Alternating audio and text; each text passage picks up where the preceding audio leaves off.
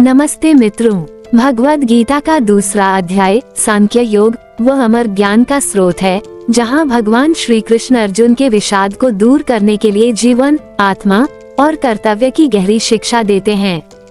यह अध्याय केवल कुरुक्षेत्र के युद्ध क्षेत्र की बात नहीं, बल्कि हमारे रोजमर्रा के जीवन की उन जटिल परिस्थितियों का दर्पण है, जहां हमें डर, दुविधा और नैतिकता के बीच संतुलन बनाना पड़ता है। चाहे आप नौकरी में तनाव का सामना कर रहे हों, परिवार में जिम्मेदारियों से जूझ रहे हों या जीवन में सही रास्ता तलाश रहे हों, यह अध्याय आपके लिए प्रेरणा का खजाना है। हम 70 श्लोकों को अलग अलग प्रस्तुत करेंगे। संस्कृत श्लोक, हिंदी अनुवाद, गहन हिंदी व्याख्या, अंग्रेजी अनुवाद और गहन अंग्रेजी व्याख्या के साथ। ये यात्रा आपके लिए प्रेरणादायक, विचारोत्तेजक और सोशल मीडिया पर वायरल होने वाली है। इसे अपने दोस्तों के साथ शेयर करें, कमेंट में अपनी कहानियां बताएं और इसे वायरल बनाएं। चलिए श्री कृष्ण के अमर ज्ञान की इस यात्रा को शुरू करते हैं। जय श्री कृष्ण। श्लोक 1। संजय उवाच तम तथा कृप्य विष्टमिश्रपूर्णकुलेक्षणम विषीदन्तमिदं वाक्यमुवाच मधुसूदनः। संजय बोले, इस प्रकार करुणा से व्याप्त, आंसुओं से भरे और उदास अर्जुन को देखकर मधुसूदन कृष्ण ने यह वचन कहा। संजय बताता है कि अर्जुन, जो करुणा और शोक से भरा है, आंसुओं से भरी आंखों के साथ उदास है। ये देखकर श्री कृष्ण उससे बात शुरू करते हैं। ये श्लोक गीता के दार्शनिक संवाद की शुरुआत का प्रतीक है, जहाँ एक मार्गदर्शक अपने शिष्य को संकट से निकालने के लिए आगे आता है। गहन रूप से यह उन पलों को दर्शाता है जब हम गहरे दुख या भ्रम में डूबे होते हैं और कोई हमें रास्ता दिखाने के लिए सामने आता है। आज के समय में यह उस दोस्त, परिवार के सदस्य या मेंटर की तरह है, जो हमें निराशा के गहरे गड्ढे से बाहर निकालने के लिए प्रेरित करता है। क्या आपने कभी हताशा के पल में किसी मार्गदर्शक की मदद पाई है? Sanjay said, seeing Arjuna overwhelmed with compassion, his eyes filled with tears and despondent, Madhusudana Krishna spoke these words. Sanjay describes Arjuna's state of grief and compassion, with tear-filled eyes, prompting Krishna to address him. This shlok marks the start of the Gita's philosophical discourse, where guide steps in to help a distressed soul. On a deeper level, it reflects moments when we are lost in sorrow or confusion, and someone offers guidance. In modern life, it's like a friend or mentor inspiring us during despair. Share this to inspire seeking support in tough times. श्लोक 2। श्री भगवान उवाच कुतस्त्वा कश्मलमिदं विषमे समुपस्थितम् अनार्य जुष्टम स्वर्ग्यम कीर्तिकर्मर्जुन। श्री भगवान बोले, हे अर्जुन, इस संकट के समय तुझमें ये कायरता कहाँ से आ गई, जो न तो श्रेष्ठ पुरुषों के योग्य है, न स्वर्ग प्रदान करती है, न कीर्ति दिलाती है। श्री कृष्ण अर्जुन को फटकारते हैं, उसकी कायरता को अनार्य, अश्रेष्ठ, स्वर्ग विरोधी और कीर्ति को नष्ट करने वाला बताते हैं।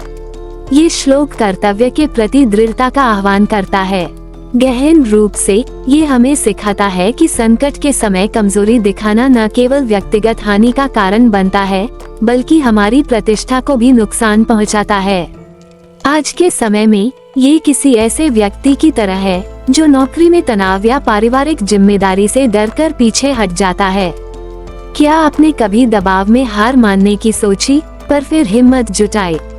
The Supreme Lord said, "Whence has this despondency come upon you at this critical hour, O Arjuna? It is unworthy of a noble person, it does not lead to heaven, and it causes disgrace." Krishna rebukes Arjuna, calling his cowardice ignoble, unheavenly, and disgraceful, urging steadfastness in duty. This shlok emphasizes resilience in crisis. On a deeper level, it teaches that succumbing to weakness during challenges harms our purpose and reputation. In modern life, it's like retreating from a stressful job or family responsibility out of fear. Share this to motivate others to overcome fear and embrace courage. श्लोक 3। क्लैब्यम मास्मा गमः पार्थ नैतत्वयुपद्यति क्षुद्रम हृदय दौर्बल्यम त्यक्त्वोत्तिष्ठ परंतप।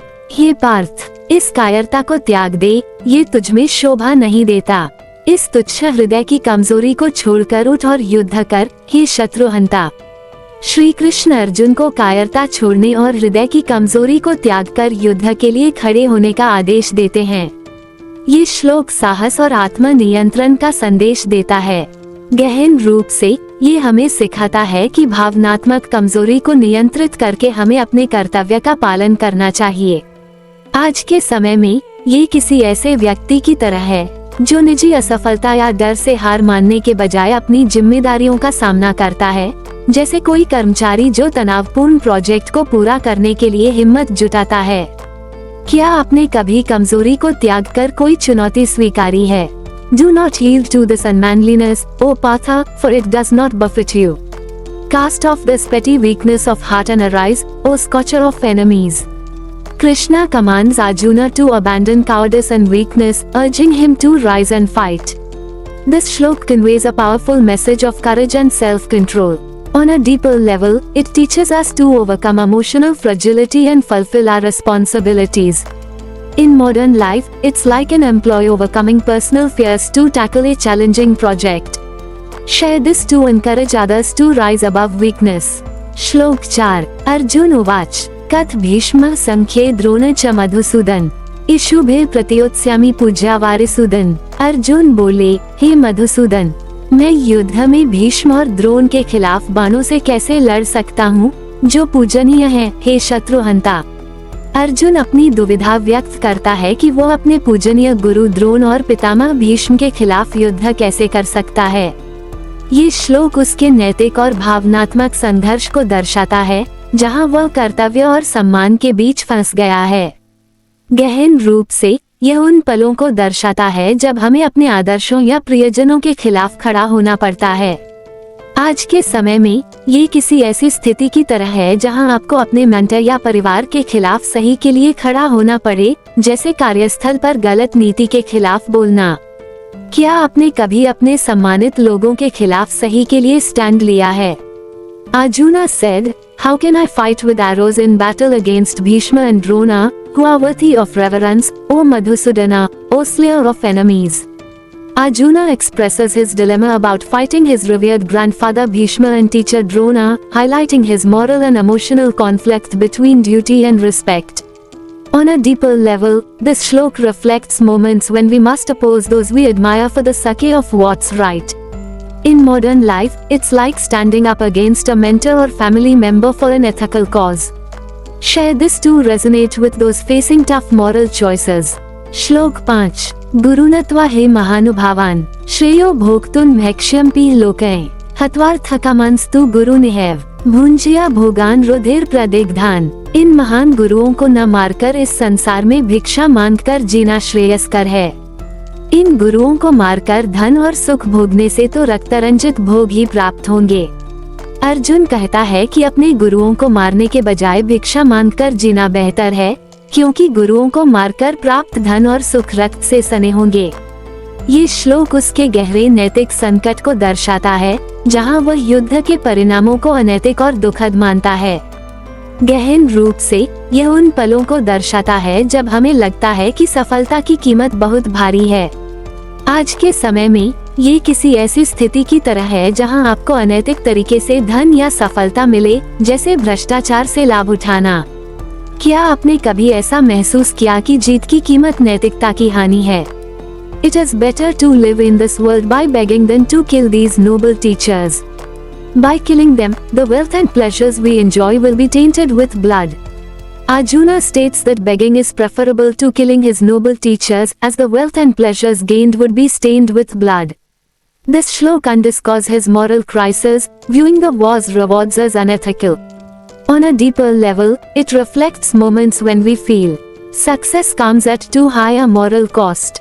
In modern life, it's like rejecting wealth gained through corruption. Share this to inspire ethical integrity. श्लोक 6 न चैतद्विद्मः कत्रन्नो गरियो यद्वा जयेम यदि वा no जयेयुः यानेव हत्वा न जिजीविषांस तेवस्थिताः प्रमुखे धार्तराष्ट्राः। हमें यह नहीं पता कि हमारे लिए क्या बेहतर है, जय प्राप्त करना या हार जाना। जिन्हें मारकर हम जीना नहीं चाहते, वे धार्तराष्ट्र के पुत्र सामने खड़े हैं। अर्जुन अपनी अनिश्चितता व्यक्त करता है कि जीतना बेहतर है या हारना, क्योंकि वह अपने प्रियजनों को मारकर जीना नहीं चाहता। ये श्लोक उसके गहरे नैतिक और भावनात्मक संकट को दर्शाता है, जहां वह जीत के मूल्य पर सवाल उठाता है। गहन रूप से यह उन पलों को दर्शाता है जब हम किसी निर्णय में फंस जाते हैं, क्योंकि दोनों विकल्प दर्दनाक लगते हैं। आज के समय में ये किसी ऐसी स्थिति की तरह है जहां आपको परिवार और करियर के बीच चयन करना पड़े और दोनों विकल्प भारी लगें। क्या आपने कभी ऐसा अनुभव किया जब दोनों रास्ते कठिन लगे हों? Nor do we know which is better for us, whether we conquer them or they conquer us. Those whom we would not wish to live after killing, the sons of Dhritarashtra, stand before us. Arjuna expresses uncertainty about whether victory or defeat is better, as he does not wish to live after killing his kin. This shlok highlights his moral and emotional turmoil, questioning the worth of victory. On a deeper level, it reflects moments when we are torn between choices, both seeming painful. In modern life, it's like choosing between family and career when both paths feel heavy. Share this to connect with those facing tough decisions. श्लोक 7 कार्पण्य दोषोपहत स्वभावः प्रच्छामि त्वा धर्म सम्मुचेताः यच्छ्रेयः स्यानिश्चित ब्रूहि तन्मे शिष्यस्ते शाधि मा त्वां प्रपन्नम्। कायरता के दोष से ग्रस्त और धर्म के प्रति भ्रमित मन के साथ मैं तुमसे पूछता हूँ, मुझे वह बताओ जो निश्चित रूप से मेरे लिए कल्याणकारी हो। मैं तेरा शिष्य हूँ, मुझ प्रपन्न को मार्गदर्शन दे। अर्जुन अपनी कमजोरी और धर्म के प्रति भ्रम को स्वीकार करता है और श्री कृष्ण से मार्गदर्शन मांगता है, खुद को उनका शिष्य घोषित करता है। ये श्लोक उसकी विनम्रता और मार्गदर्शन की खोज को दर्शाता है। गहन रूप से यह उन पलों को दर्शाता है जब हम अपनी सीमाओं को स्वीकार करते हैं और मदद मांगते हैं। आज के समय में ये किसी ऐसे व्यक्ति की तरह है जो नौकरी में असफलता या जीवन में भटकाव के बाद किसी अनुभवी से सलाह मांगता है। क्या आपने कभी अपनी कमजोरी स्वीकार कर किसी से मार्गदर्शन मांगा है? My nature is overwhelmed by the taint of weakness, and my mind is confused about dharma. I ask you, tell me decisively what is best for me. I am your disciple, guide me, who has surrendered to you. Arjuna admits his weakness and confusion about dharma, seeking Krishna's guidance as his disciple. This shlok reflects his humility and quest for direction. On a deeper level, it represents moments when we acknowledge our limitations and seek help. In modern life, it's like asking a mentor for advice after a career setback or personal confusion. Share this to inspire humility and seeking guidance. श्लोक 8 न हे प्रपश्यामि ममापनुद्याद् यच्छोकमुच्छोषणमिन्द्रियाणाम् अवाप्य भूमावस्पत्नं मृधम् राज्यं सुराणाम्पि चाधिपत्यम्। मुझे ऐसा कुछ नहीं दिखता जो मेरे इस शोक को दूर कर सके, जो मेरी इंद्रियों को सुखा रहा है, चाहे मैं पृथ्वी पर निर्विरोध समृद्ध राज्य प्राप्त कर लूं या देवताओं का स्वामित्व भी। अर्जुन कहता है कि कोई भी सांसारिक उपलब्धि, चाहे वह समृद्ध राज्य हो या देवताओं का स्वामित्व, उसके शोक को दूर नहीं कर सकती जो उसकी इंद्रियों को सुखा रहा है। ये श्लोक उसके गहरे भावनात्मक संकट को दर्शाता है, जहाँ सांसारिक सफलता अर्थहीन लगती है। गहन रूप से यह उन पलों को दर्शाता है जब हमें लगता है कि बाहरी उपलब्धियां हमारे आंतरिक दुख को कम नहीं कर सकती। आज के समय में ये किसी ऐसे व्यक्ति की तरह है जो धन या प्रसिद्धि के बावजूद खालीपन महसूस करता है। क्या आपने कभी ऐसा अनुभव किया कि बाहरी सफलता आपके दुख को कम नहीं कर पाए? I see nothing that can dispel this grief that dries up my senses, even if I gain unrivaled dominion over the earth or lordship over the gods.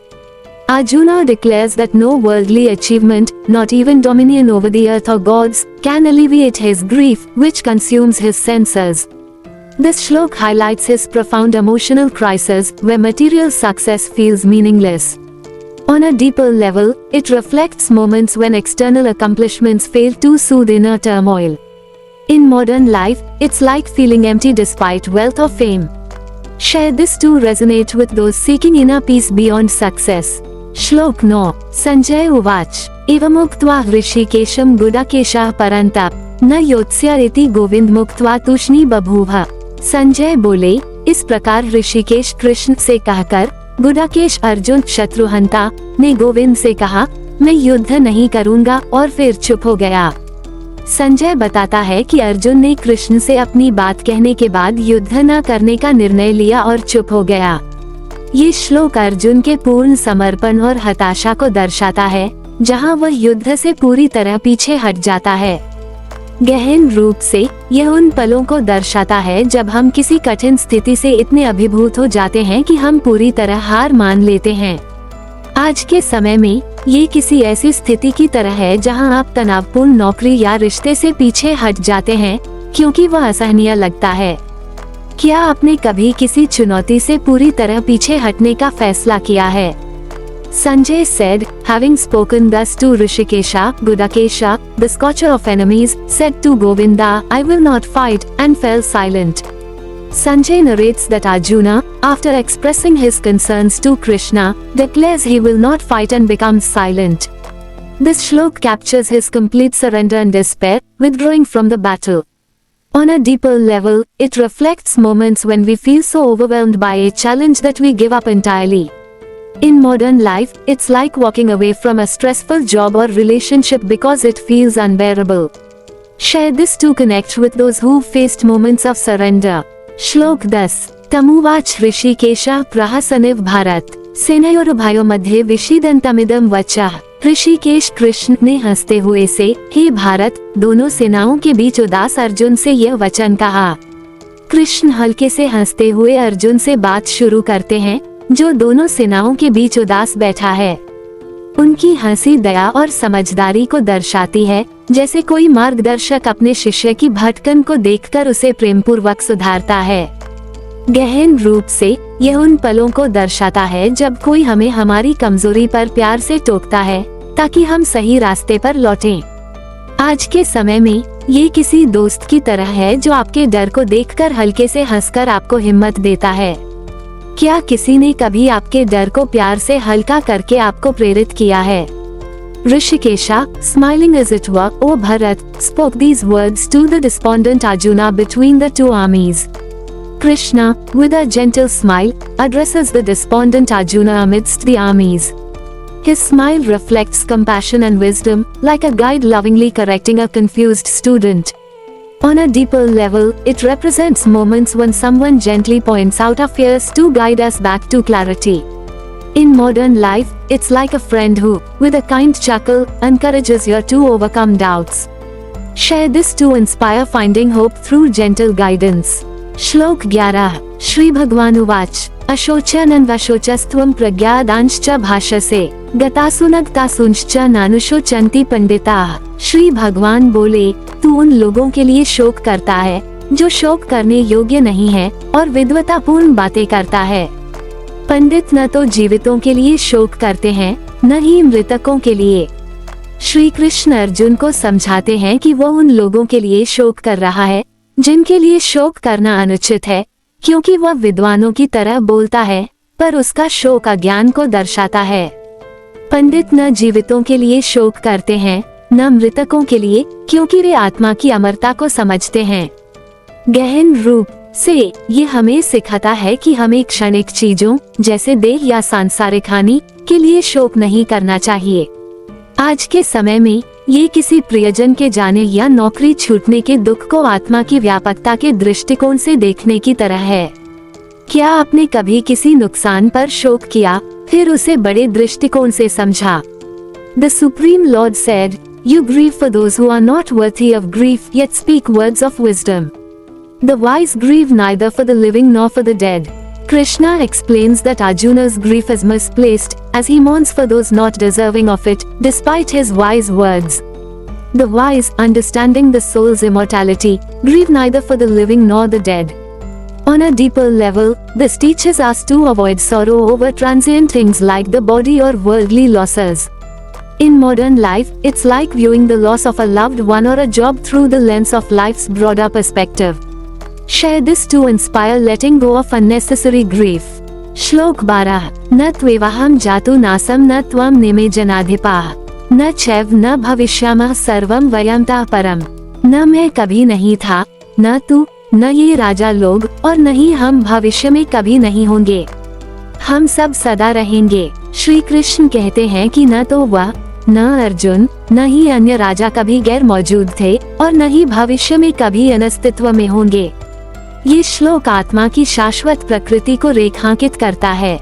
गहन रूप से ये हमें सिखाता है कि हमारी असली पहचान आत्मा अनादि और अनंत है, जो शरीर की मृत्यु से परे है। आज के समय में ये हमें मृत्यु या असफलता के डर से मुक्त होने की प्रेरणा देता है, जैसे कोई व्यक्ति जो नौकरी छूटने के बाद भी अपनी आंतरिक शक्ति पर भरोसा रखता है। क्या आपने कभी अपनी स्थायी पहचान को महसूस किया है? Never was there a time when I did not exist, nor you, nor these kings, nor will any of us cease to exist hereafter. Krishna declares that neither he, Arjuna, nor the kings ever ceased to exist, nor will they in the future, emphasizing the soul's eternal nature. On a deeper level, this teaches that our true identity, the soul, is eternal, beyond the body's death. In modern life, it inspires freedom from fear of death or failure, like someone who trusts their inner strength after a setback. Share this to remind others of their timeless essence. श्लोक 13 देहिनोऽस्मिन् यथा देहे कौमार यौवन जरा तथा देहांतर प्राप्तिर्धीरस्तत्र न मुह्यति। जैसे देहधारी आत्मा इस शरीर में बाल्यावस्था, यौवन और वृद्धावस्था को प्राप्त करता है, वैसे ही वह दूसरा शरीर प्राप्त करता है। धीर पुरुष इस बात से मोहित नहीं होता। श्री कृष्ण बताते हैं कि जैसे आत्मा एक शरीर में बचपन, यौवन और बुढ़ापे से गुजरती है, वैसे ही वह मृत्यु के बाद नया शरीर धारण करती है। धीर व्यक्ति इस सत्य से भ्रमित नहीं होता। ये श्लोक हमें जीवन की अनित्यता और आत्मा की निरंतरता सिखाता है। गहन रूप से ये हमें परिवर्तन को स्वीकार करने की प्रेरणा देता है। आज के समय में ये नौकरी बदलने, रिश्तों में परिवर्तन या उम्र बढ़ने को शांति से स्वीकार करने की तरह है। क्या आपने कभी जीवन के बदलाव को शांति से अपनाया है? Just as the embodied soul passes through childhood, youth, and old age in this body, so it passes into another body. The wise are not deluded by this. Krishna explains that the soul transitions through childhood, youth, and old age in one body and then into another body at death, and the wise are not confused by this. This shlok teaches the impermanence of the body and the continuity of the soul. On a deeper level, it encourages embracing change calmly. In modern life, it's like accepting job changes, aging, or relationship shifts with peace. Share this to inspire resilience in life's transitions. श्लोक 14 मात्रा स्पर्शास्तु कौन्तेय शीतोष्ण सुख दुखदाः आगमापायनो नित्यास्तान् स्थितिक्षस्व भारत। हे कुंती पुत्र, इंद्रियों के विषय जैसे सर्दी गर्मी सुख दुख आते जाते और अनित्य हैं। हे भारत, उन्हें सहन कर। श्री कृष्ण अर्जुन को समझाते हैं कि सुख दुख, सर्दी गर्मी जैसे अनुभव इंद्रियों के संपर्क से उत्पन्न होते हैं और क्षणिक हैं। हमें उन्हें सहन करना चाहिए। ये श्लोक जीवन की अनित्यता और मन की स्थिरता का पाठ पढ़ाता है। गहन रूप से ये हमें सिखाता है कि बाहरी परिस्थितियों से प्रभावित हुए बिना संतुलित रहें। आज के समय में ये कार्यस्थल पर तनाव या आलोचना को शांति से सहने की तरह है। क्या आपने कभी कठिन परिस्थितियों में संयम बनाए रखा है? O son of Kunti, the contact of senses with objects, which cause cold and heat, pleasure and pain, are transient and fleeting. Endure them, O Bharat. Krishna teaches that sensory experiences like pleasure and pain are temporary and arise from contact with objects, urging Arjuna to endure them. This shlok emphasizes life's impermanence and the need for mental balance. On a deeper level, it encourages staying composed amidst external ups and downs. In modern life, it's like remaining calm during workplace stress or criticism. Share this to inspire equanimity in life's fluctuations. श्लोक 15 यम हे न व्यथयन्त्येते पुरुषः पुरुषर्षभ समदुख सुख धीर सोमृतत्वाय कल्पति। हे पुरुषों में श्रेष्ठ, जो व्यक्ति सुख दुख में समान रहता है और इनसे विचलित नहीं होता, वह धीर पुरुष अमृतत्व के योग्य होता है। श्री कृष्ण कहते हैं कि जो व्यक्ति सुख और दुख में समान भाव रखता है और इनसे प्रभावित नहीं होता, वह अमृतत्व मोक्ष के योग्य है। ये श्लोक मानसिक संतुलन और आत्मिक स्थिरता का महत्व दर्शाता है। गहन रूप से ये हमें सिखाता है कि जीवन की ऊंच नीच में संयम बनाए रखना हमें उच्च आध्यात्मिक अवस्था की ओर ले जाता है। आज के समय में ये किसी ऐसे व्यक्ति की तरह है जो सफलता या असफलता में एक समान शांत रहता है। क्या आपने कभी सुख दुख में संतुलन बनाए रखा है? O best of men, the person whom these do not disturb, who remains even-minded in pleasure and pain, is fit for immortality. Krishna states that one who remains undisturbed and balanced in pleasure and pain is worthy of liberation.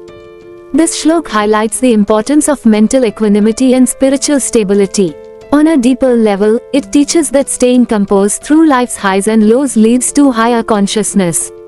In modern life, it's like someone who stays calm in success or failure. Share this to inspire balance and inner peace.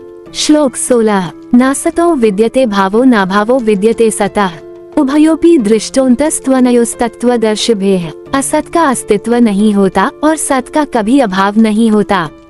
तत्वदर्शी ऋषियों ने इन दोनों का अंत सत्य देख लिया है।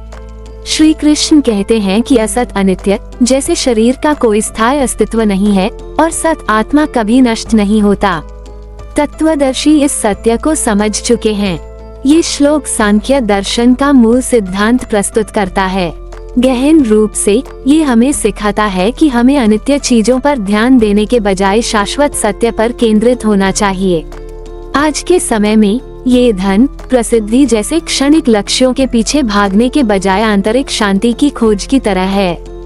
क्या आपने कभी क्षणिक चीजों को छोड़कर स्थायी मूल्यों पर ध्यान दिया है? The unreal has no existence and the real never ceases to be. The truth of both has been realized by the seers of truth. Krishna explains that the unreal transient, like the body, has no lasting existence, while the real, the soul, never ceases. Seers have realized this truth. This shlok introduces the core of Sankhya philosophy. On a deeper level, it teaches us to focus on the eternal rather than the fleeting. In modern life, it's like prioritizing inner peace over chasing wealth or fame.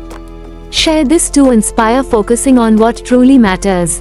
श्लोक 17 विनाशी त्वविनाशी तद्विद्धि यन् सर्वमिदं ततम् विनाशमव्ययस्यास्य न कश्चित् कर्तुमर्हति। उस अविनाशी को जान जिससे ये सारा विश्व व्याप्त है।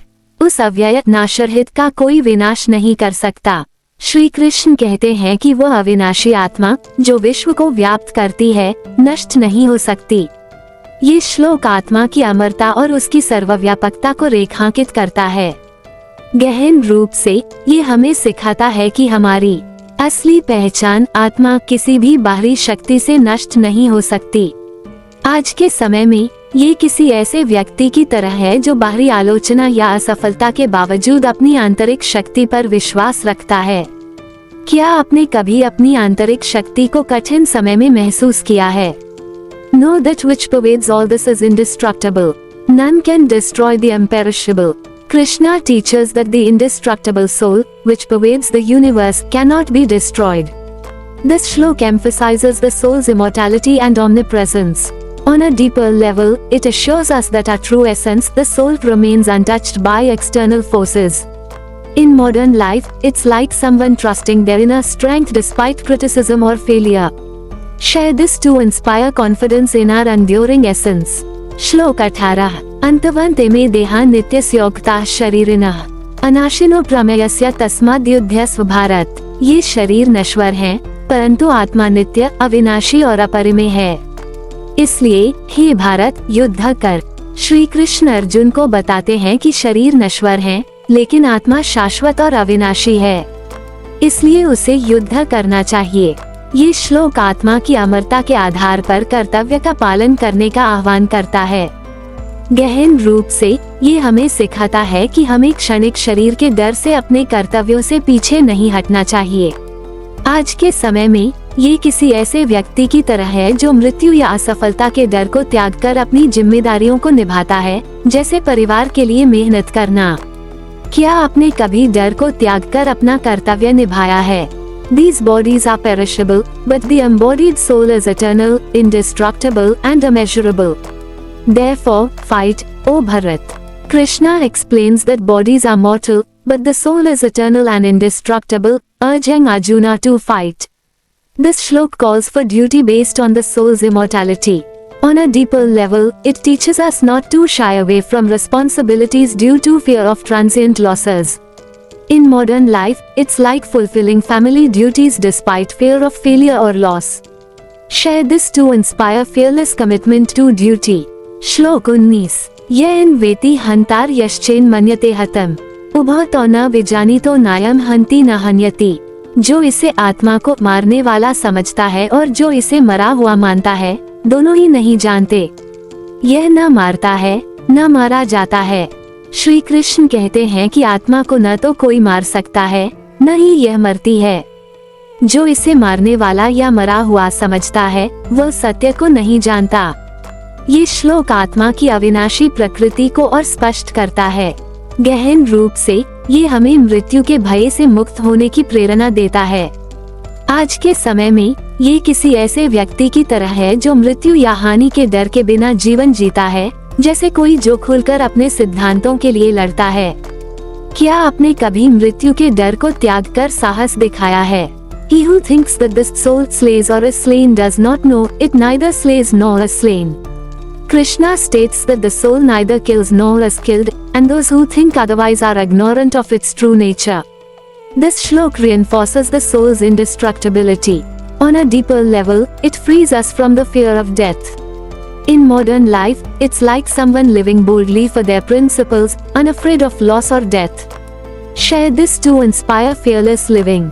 श्लोक 20। न जायते म्रियते वा कदाचिन नायम भूत्वा भविता वा न भूयः अजो नित्य शाश्वतोय पुराणो न हन्यते हन्यमाने शरीरे। यह आत्मा न कभी जन्म लेती है, न मरती है, न ये होने के बाद फिर न होने वाली है।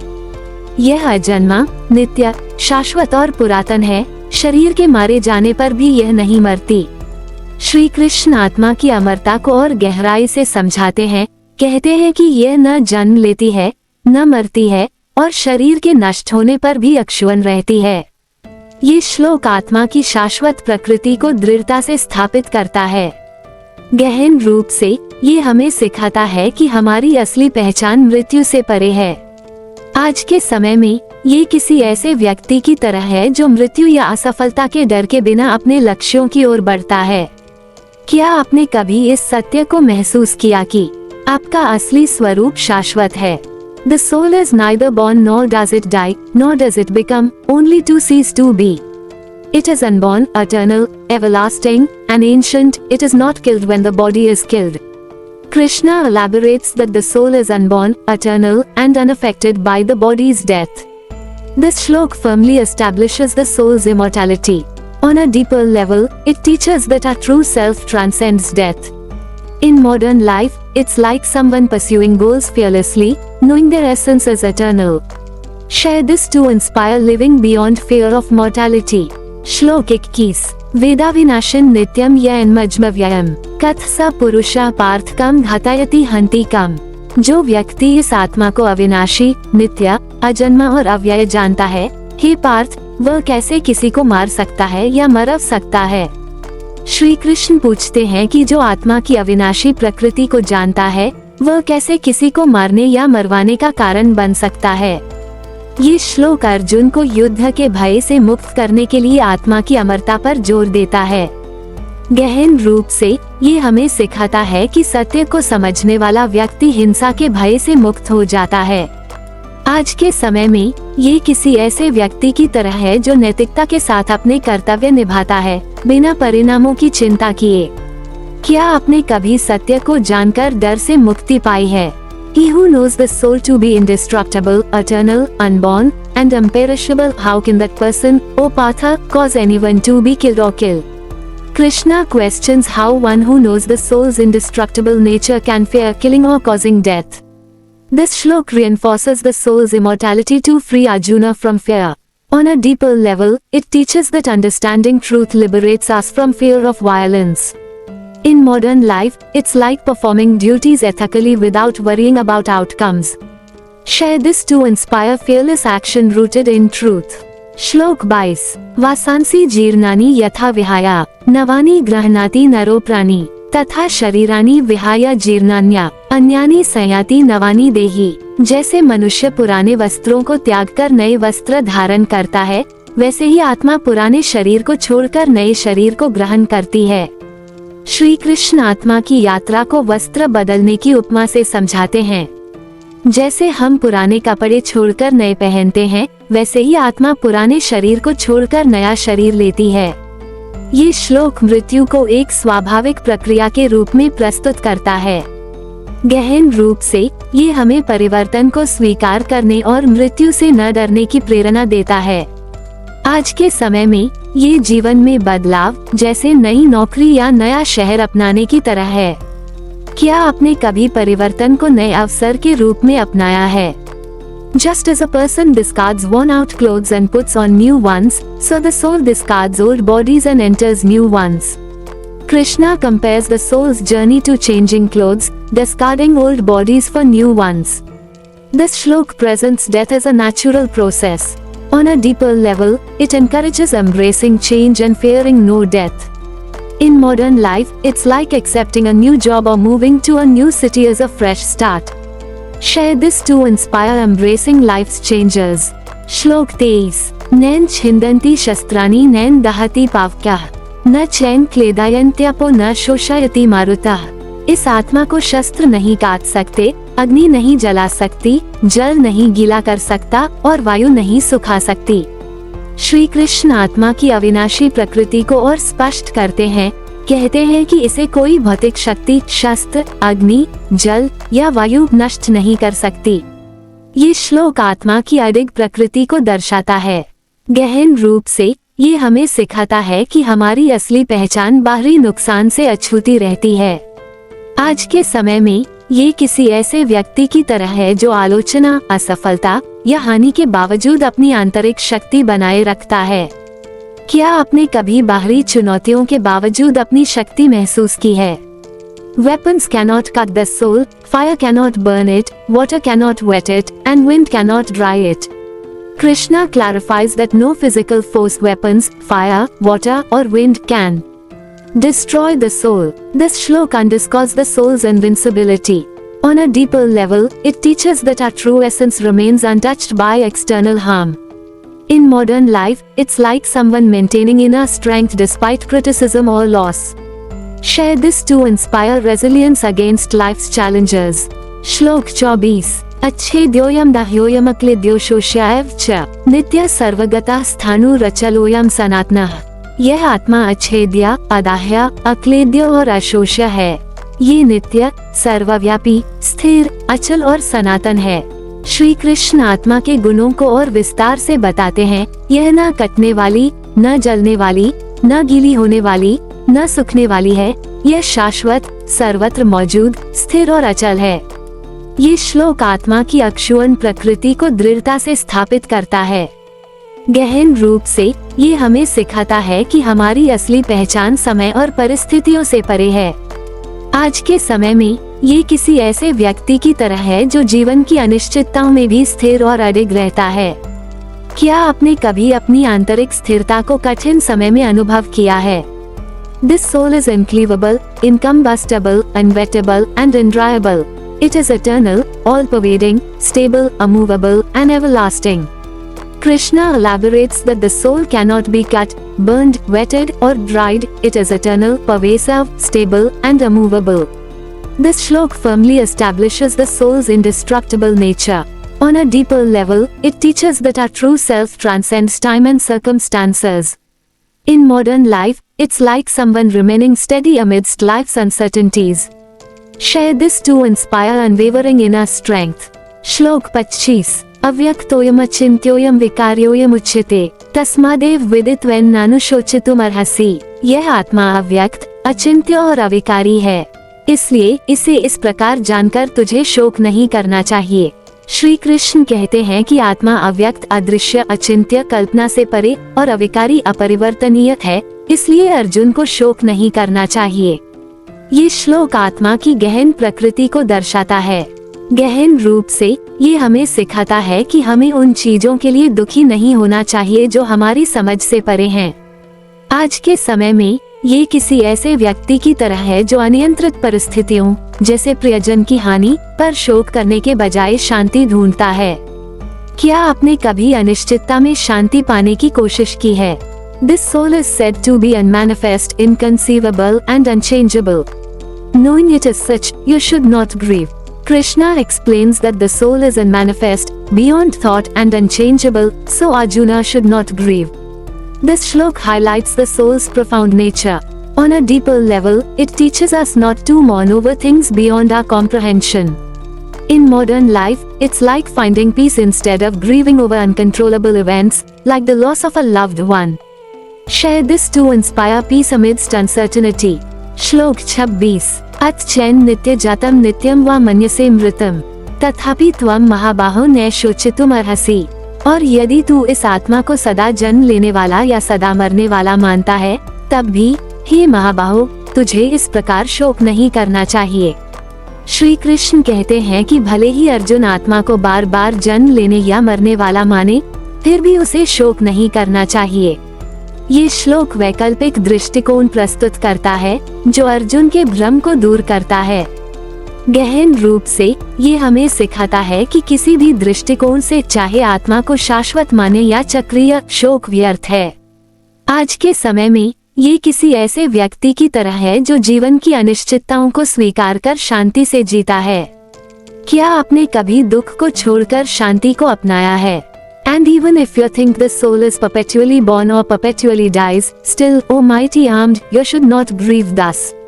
Krishna says that even if Arjuna believes the soul is constantly born or dies, he should not grieve.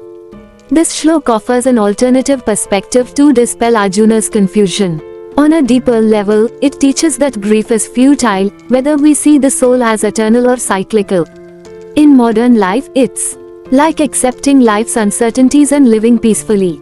Share this to inspire letting go of grief. श्लोक 27। जातस्य हि ध्रुवो मृत्युर्ध्रुव जन्म मृत्स्य च तस्माद् परिहार्यर्थे न त्वं शोचितुम अर्हसि। जन्म लेने वाले की मृत्यु निश्चित है और मृत्यु को प्राप्त होने वाले का जन्म निश्चित है, इसलिए अपरिहार्य विषय में तुझे शोक नहीं करना चाहिए।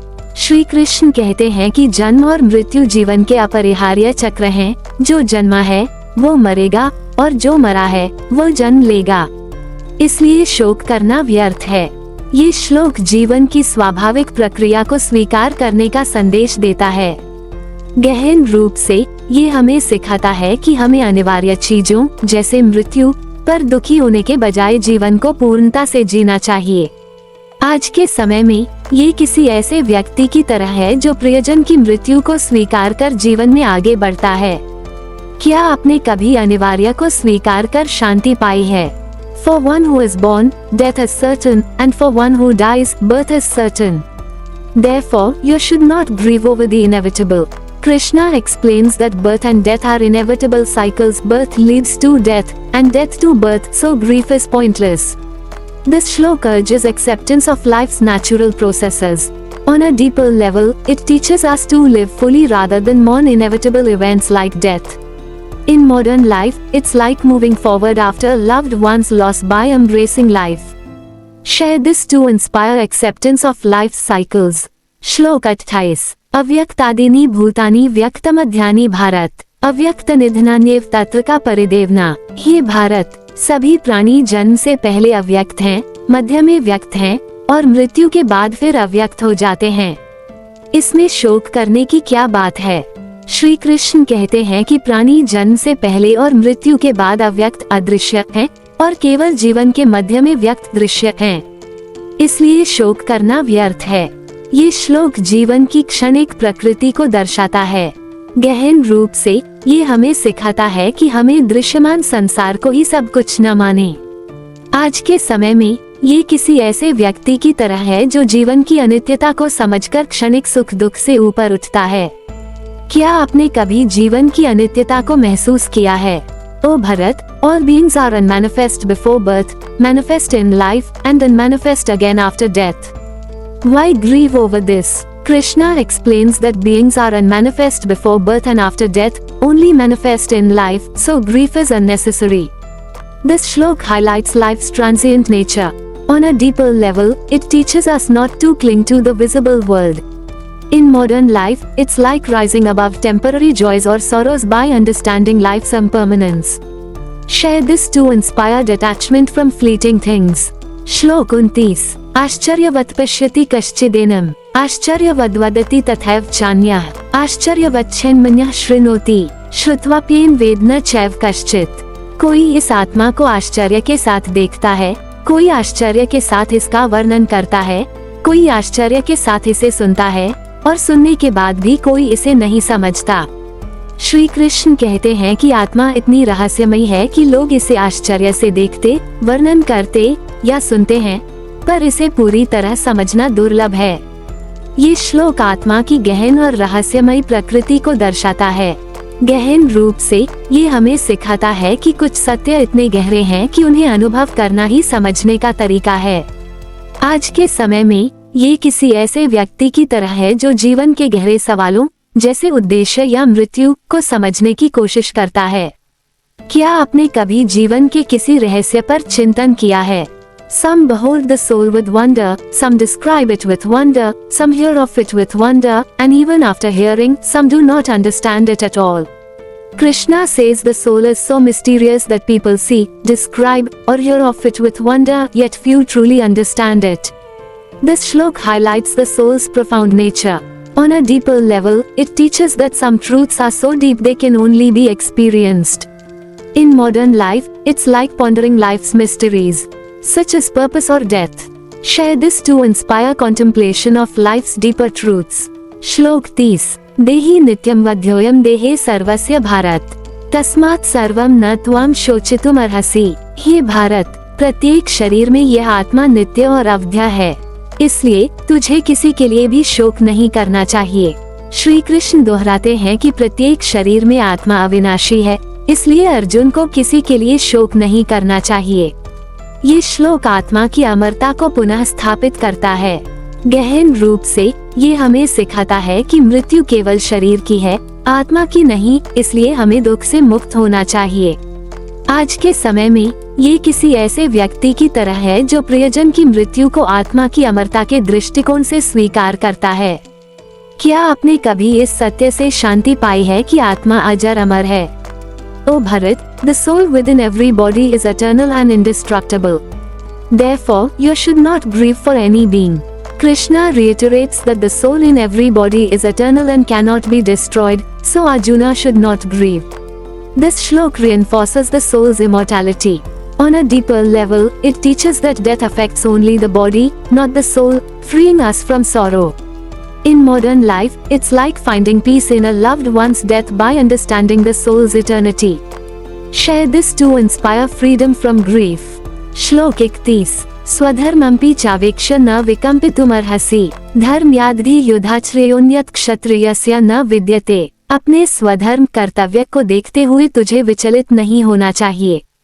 क्षत्रिय के लिए धर्मयुक्त युद्ध से श्रेष्ठ और कुछ नहीं है। श्री कृष्ण अर्जुन को उसके क्षत्रिय धर्म योद्धा के कर्तव्य की याद दिलाते हैं, कहते हैं कि धर्मयुक्त युद्ध से बढ़कर क्षत्रिय के लिए कुछ नहीं। ये श्लोक कर्तव्य के प्रति दृढ़ता का आह्वान करता है। गहन रूप से ये हमें सिखाता है कि हमें अपने दायित्वों से पीछे नहीं हटना चाहिए, भले ही वे कठिन हों। आज के समय में ये किसी ऐसे व्यक्ति की तरह है जो अपने पेशेवर या पारिवारिक दायित्वों को निभाने के लिए चुनौतियों का सामना करता है, जैसे कोई कर्मचारी जो कठिन परियोजना को पूरा करता है। क्या आपने कभी कठिन कर्तव्य को निभाने के लिए साहस दिखाया है? Considering your own duty, you should not waver, for there is nothing better for a Kshatriya than a righteous battle. Krishna reminds Arjuna of his Kshatriya duty, stating that a righteous battle is the highest calling for a warrior. This shlok urges steadfastness in duty. On a deeper level, it teaches us to embrace our responsibilities, no matter how challenging. In modern life, it's like an employee tackling a tough project or a parent fulfilling family obligations. Share this to inspire commitment to duty. श्लोक 32। यद्रच्छया चोपन स्वर्ग द्वारम पावृतम सुखिनः क्षत्रियाः पार्थ लभन्ते युद्धम ईदृशम। हे पार्थ, जो युद्ध स्वयं प्राप्त हो, जो स्वर्ग का द्वार खोलता हो, ऐसा युद्ध सुखी क्षत्रिय ही पाते हैं। श्री कृष्ण कहते हैं कि यह धर्मयुक्त युद्ध जो स्वयं अर्जुन के सामने आया है, स्वर्ग का द्वार है और केवल सौभाग्यशाली क्षत्रिय ही इसे प्राप्त करते हैं। ये श्लोक कर्तव्य को अवसर के रूप में देखने की प्रेरणा देता है। गहन रूप से ये हमें सिखाता है कि चुनौतियाँ वास्तव में विकास और सम्मान के अवसर हो सकती हैं। आज के समय में ये किसी ऐसे व्यक्ति की तरह है जो कठिन परिस्थितियों को करियर या जीवन में आगे बढ़ने के अवसर के रूप में लेता है। क्या आपने कभी किसी चुनौती को अवसर के रूप में देखा है? ओ path, happy are the Kshatriyas who obtain such a battle, which comes unsought and opens the gates to heaven. Krishna describes the righteous battle as a rare opportunity that opens the gates to heaven, granted to fortunate Kshatriyas. This shlok encourages viewing duty as an opportunity. On a deeper level, it teaches that challenges can be gateways to growth and honor. In modern life, it's like seizing a tough situation as a chance to advance in career or life. Share this to inspire turning challenges into opportunities. श्लोक 33 अथ चेत्त्व में धर्म्यं संग्राम न करिष्यसि ततः स्वधर्म कीर्तिं च हित्वा पापं वाप्स्यसि। यदि तू इस धर्मयुक्त युद्ध को नहीं करेगा तो तू अपने धर्म और कीर्ति को खोकर पाप प्राप्त करेगा। श्री कृष्ण चेतावनी देते हैं कि यदि अर्जुन इस धर्मयुक्त युद्ध से पीछे हटता है तो वह अपने कर्तव्य और सम्मान को खो देगा और पाप का भागी बनेगा। ये श्लोक कर्तव्य से भागने के परिणामों को दर्शाता है। गहन रूप से ये हमें सिखाता है कि अपने दायित्वों से मुंह मोड़ने से न केवल व्यक्तिगत हानि होती है बल्कि नैतिक क्षति भी होती है। आज के समय में ये किसी ऐसे व्यक्ति की तरह है जो जिम्मेदारी से भागकर अपनी प्रतिष्ठा खो देता है। क्या आपने कभी कर्तव्य से भागने के परिणाम देखे हैं? But if you do not fight this righteous battle, you will abandon your duty and fame and incur sin. Krishna warns that abandoning the righteous battle will lead Arjuna to lose his duty, honor, and incur sin.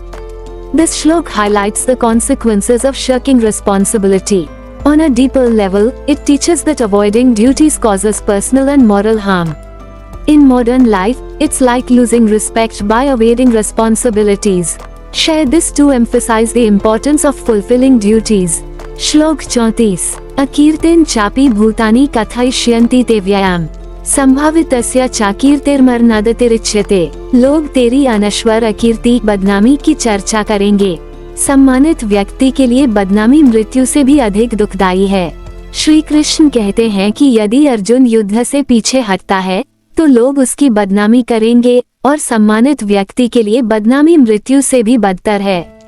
ये श्लोक सामाजिक सम्मान के महत्व को दर्शाता है। गहन रूप से ये हमें सिखाता है कि हमारी प्रतिष्ठा हमारे कार्यों से बनती है और कर्तव्य से भागना हमें समाज की नजरों में गिरा देता है।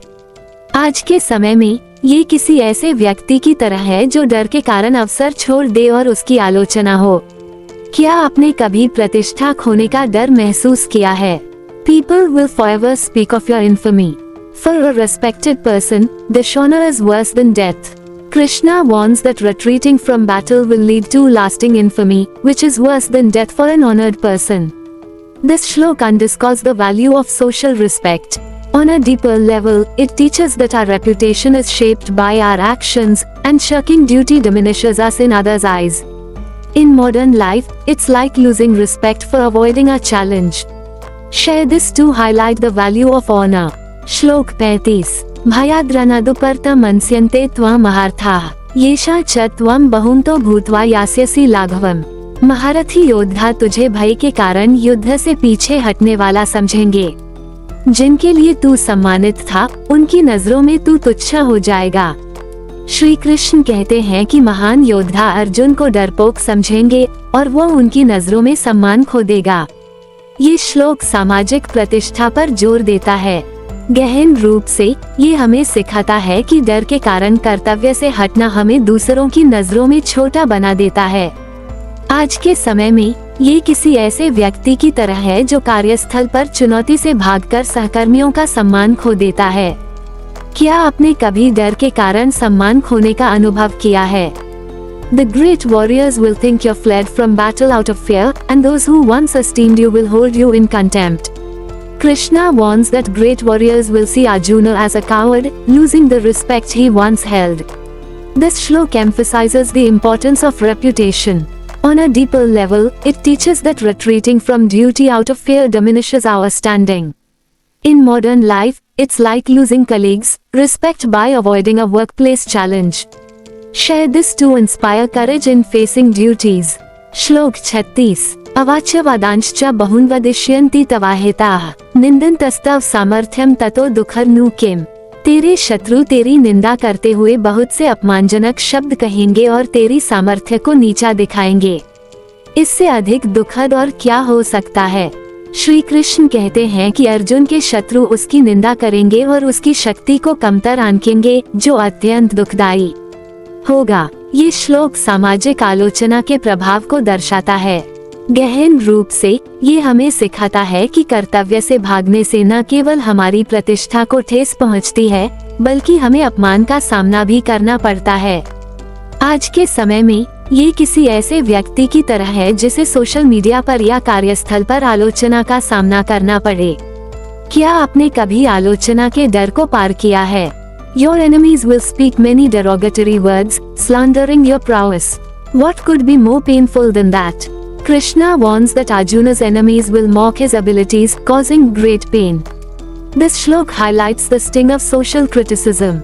On a deeper level, it teaches that avoiding duty leads to loss of respect and public humiliation. In modern life, it's like facing criticism at work or on social media for shirking responsibilities. Share this to encourage standing firm against criticism. श्लोक 37 हतो वा प्राप्स्यसि स्वर्ग जित्वा वा भोक्ष्यसे महीम् तस्मादुत्तिष्ठ कौन्तेय युद्धाय कृतनिश्चयः। यदि तू मारा गया तो स्वर्ग प्राप्त करेगा और यदि जीता तो पृथ्वी का सुख भोगेगा। इसलिए हे कुंती पुत्र, निश्चय करके युद्ध के लिए उठ। श्री कृष्ण अर्जुन को प्रेरित करते हैं कि युद्ध में मरने से स्वर्ग और जीतने से पृथ्वी का सुख मिलेगा, इसलिए उसे दृढ़ निश्चय के साथ युद्ध करना चाहिए। ये श्लोक कर्तव्य के प्रति निस्संकोच समर्पण का संदेश देता है। गहन रूप से ये हमें सिखाता है कि हमें परिणामों की चिंता किए बिना अपने दायित्व निभाने चाहिए। आज के समय में ये किसी ऐसे व्यक्ति की तरह है जो बिना परिणाम की चिंता किए अपने काम में पूरी मेहनत करता है। क्या आपने कभी परिणाम की चिंता छोड़कर कर्तव्य निभाया है? If you are killed, you will attain heaven. If you conquer, you will enjoy the earth. Therefore, O son of Kunti, arise with determination to fight. Krishna motivates Arjuna that death in battle leads to heaven, and victory brings earthly rewards, urging resolute action. This shlok emphasizes fearless dedication to duty. On a deeper level, it teaches us to perform responsibilities without worrying about outcomes. In modern life, it's like working diligently without obsessing over results. Share this to inspire fearless commitment. श्लोक 38 सुख दुखे समे कृत्वा लाभालाभो जयाज्यो ततो युद्धाय युज्यस्व न पापम वाप्स्यसि। सुख दुख, लाभ हानि और जय पराजय को समान मानकर युद्ध के लिए तैयार हो। ऐसा करने से तू पाप नहीं प्राप्त करेगा। श्री कृष्ण अर्जुन को सुख दुख, लाभ हानि और जीत हार को समान मानकर युद्ध करने की सलाह देते हैं ताकि वह पाप से बचे। ये श्लोक कर्म योग की नींव रखता है जो निष्काम कर्म पर जोर देता है। गहन रूप से ये हमें सिखाता है कि हमें परिणामों से बंधे बिना कर्म करना चाहिए। आज के समय में ये किसी ऐसे व्यक्ति की तरह है जो नौकरी में सफलता या असफलता की चिंता किए बिना अपना सर्वश्रेष्ठ देता है। क्या आपने कभी परिणाम की चिंता छोड़कर काम किया है? Treating pleasure and pain, gain and loss, victory and defeat alike, engage in battle. Thus, you will not incur sin. Krishna advises Arjuna to view pleasure, pain, gain, loss, victory, and defeat equally, ensuring sinless action. This shlok lays the foundation for karma yoga, emphasizing selfless action. On a deeper level, it teaches us to act without attachment to outcomes. In modern life, it's like giving your best at work without worrying about success or failure. Share this to inspire selfless action. श्लोक 39 अशतेभिहिता सार्ख्ये बुद्धि योगे त्विमा शृणु बुद्ध्या युक्तो यया पार्थ कर्मबंधम प्रहास्यसि। हे पार्थ, ये तुझे सांख्य योग की बुद्धि बताई गई। अब कर्म योग की बुद्धि सुन, जिससे तू कर्म के बंधन से मुक्त हो जाएगा। श्री कृष्ण कहते हैं कि उन्होंने अर्जुन को सांख्य योग आत्मा का ज्ञान समझाया और अब वे कर्म योग की बुद्धि समझाएंगे जो कर्म के बंधन से मुक्ति दिलाएगी। ये श्लोक कर्म योग की शुरुआत करता है। गहन रूप से ये हमें सिखाता है कि सही दृष्टिकोण के साथ कर्म करने से हम परिणामों के बंधन से मुक्त हो सकते हैं। आज के समय में ये किसी ऐसे व्यक्ति की तरह है जो अपने काम को पूरी लगन से करता है बिना परिणाम की चिंता किए। क्या आपने कभी निस्वार्थ भाव से काम किया है? This wisdom of Sankhya has been explained to you. Now listen to the wisdom of yoga, endowed with which, O Partha, you will break the bonds of karma.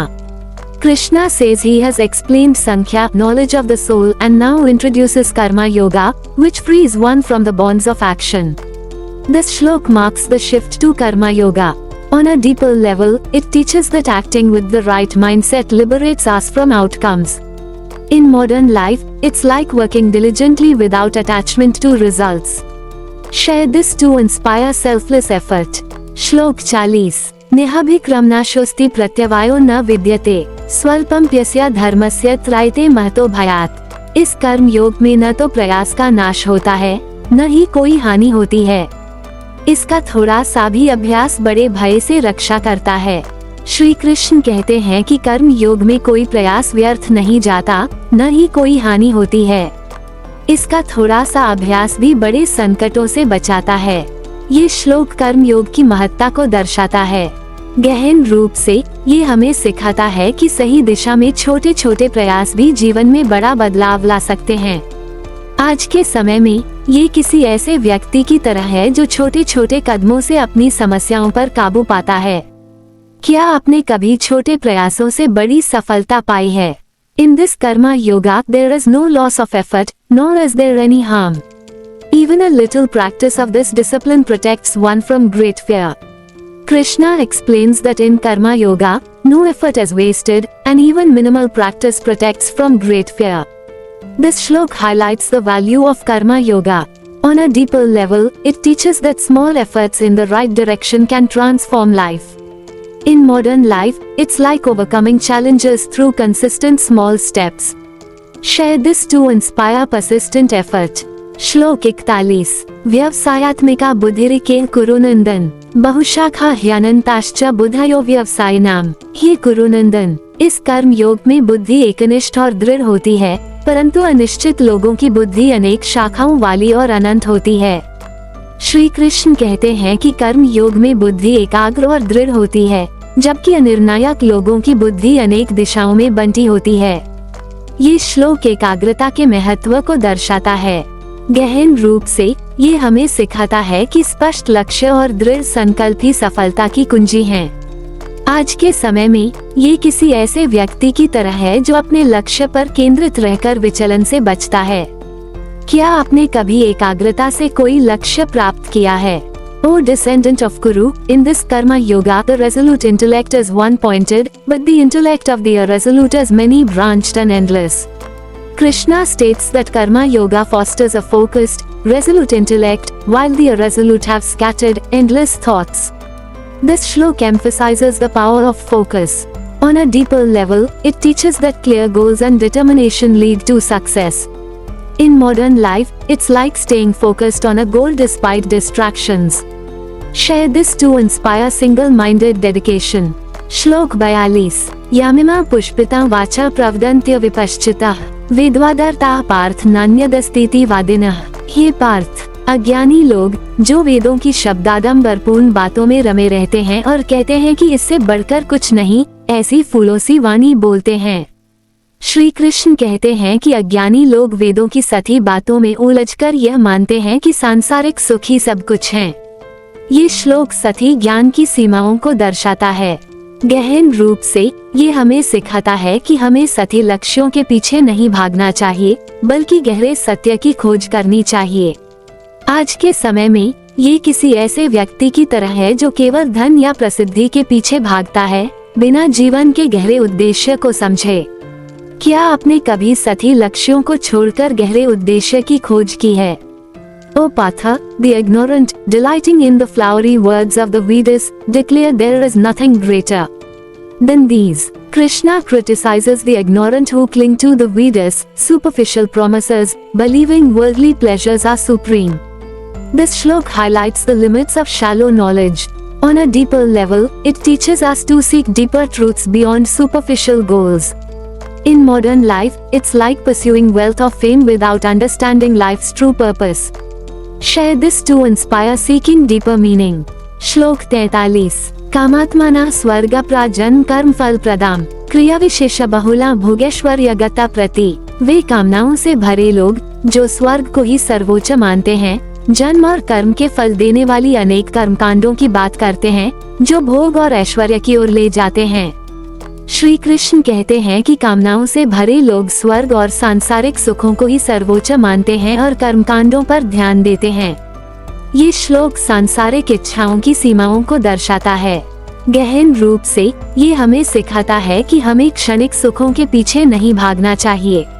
आज के समय में ये किसी ऐसे व्यक्ति की तरह है जो केवल भौतिक सुखों की खोज में डूबा रहता है, बिना आध्यात्मिक शांति की तलाश किए। क्या आपने कभी सांसारिक इच्छाओं को छोड़कर शांति की खोज की है? Full of desires, intent on heaven, they speak of rituals yielding birth and actions fruits, leading to enjoyment and wealth. Krishna describes those consumed by desires, chasing heaven through rituals for worldly gains. This shlok critiques the pursuit of transient pleasures. On a deeper level, it teaches us to look beyond fleeting joys. In modern life, it's like someone obsessed with material success, neglecting spiritual peace. Share this to inspire prioritizing inner fulfillment. श्लोक 44. भोगेश्वर्य प्रसक्ताना तयापृत चेतसाम व्यवसायत्मिका बुद्धि समाधो न विधीयति।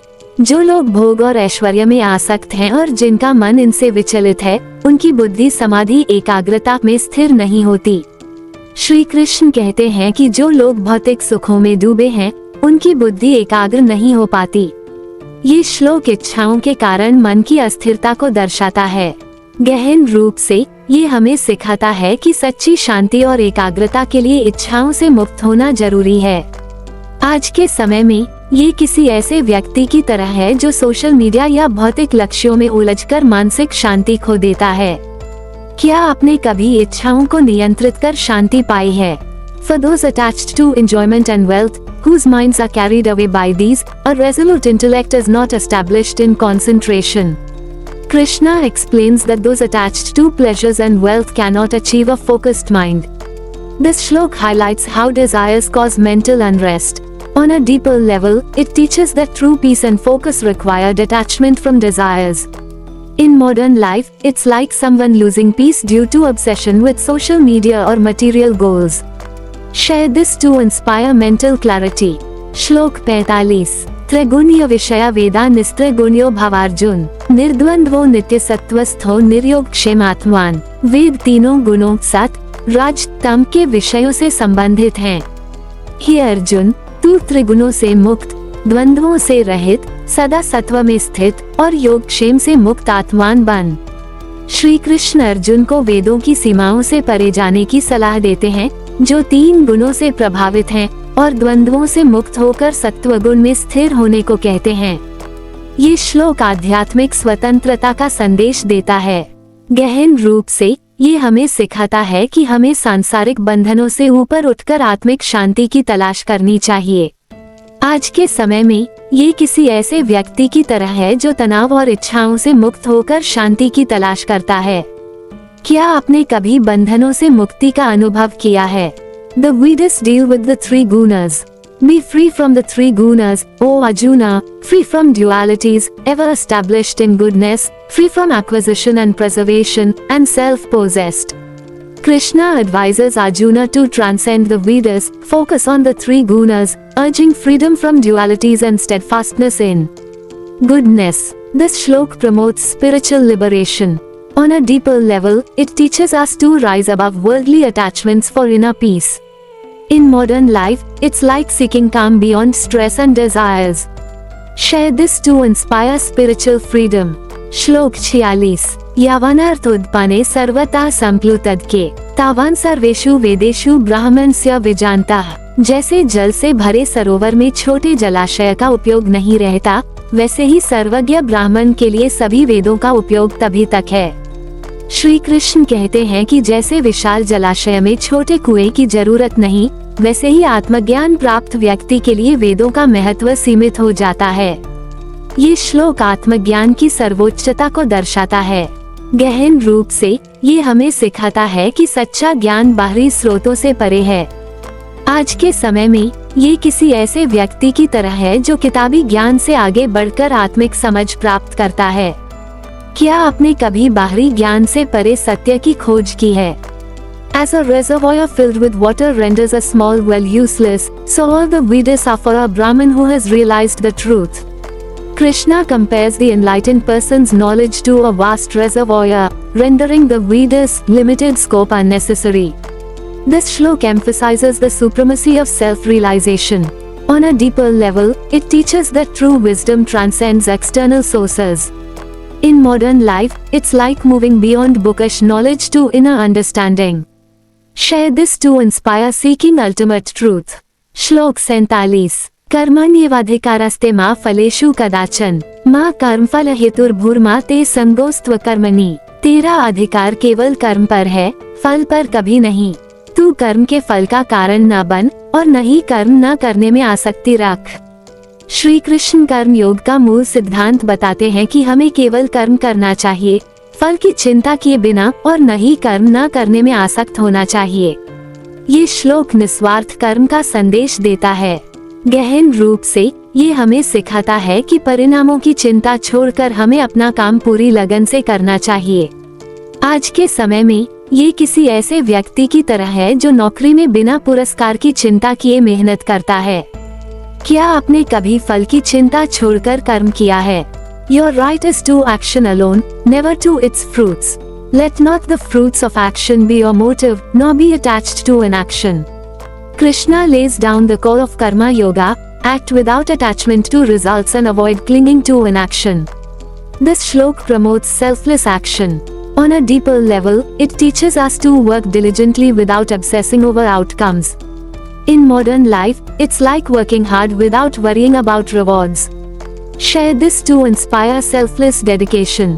श्लोक 48। योगस्थः कुरु कर्माणि संगः त्यक्त्वा धनंजय सिद्ध्य सिद्ध्यो समो भूत्वा समत्वम योग उच्यते। हे धनंजय, योग में स्थित होकर आसक्ति छोड़कर कर्म कर, सफलता और असफलता में समान रहकर, ये समत्व ही योग कहलाता है। श्री कृष्ण कहते हैं कि कर्म योग में आसक्ति छोड़कर सफलता और असफलता में समान भाव रखते हुए कर्म करना चाहिए। ये समत्व ही सच्चा योग है। गहन रूप से ये हमें सिखाता है कि मानसिक संतुलन ही सच्ची सफलता की कुंजी है।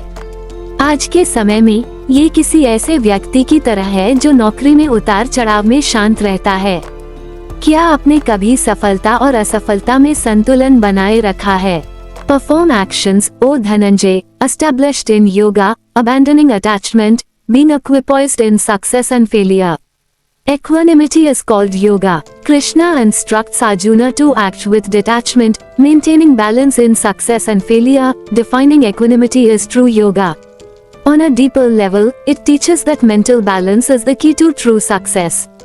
In modern life, it's like staying calm amidst career ups and downs. Share this to inspire balanced living. श्लोक 49। दूरेन ह्यवर कर्म बुद्धि योगा धनंजय बुधौ शरणमन्विच कृपणा फल हेत्वा।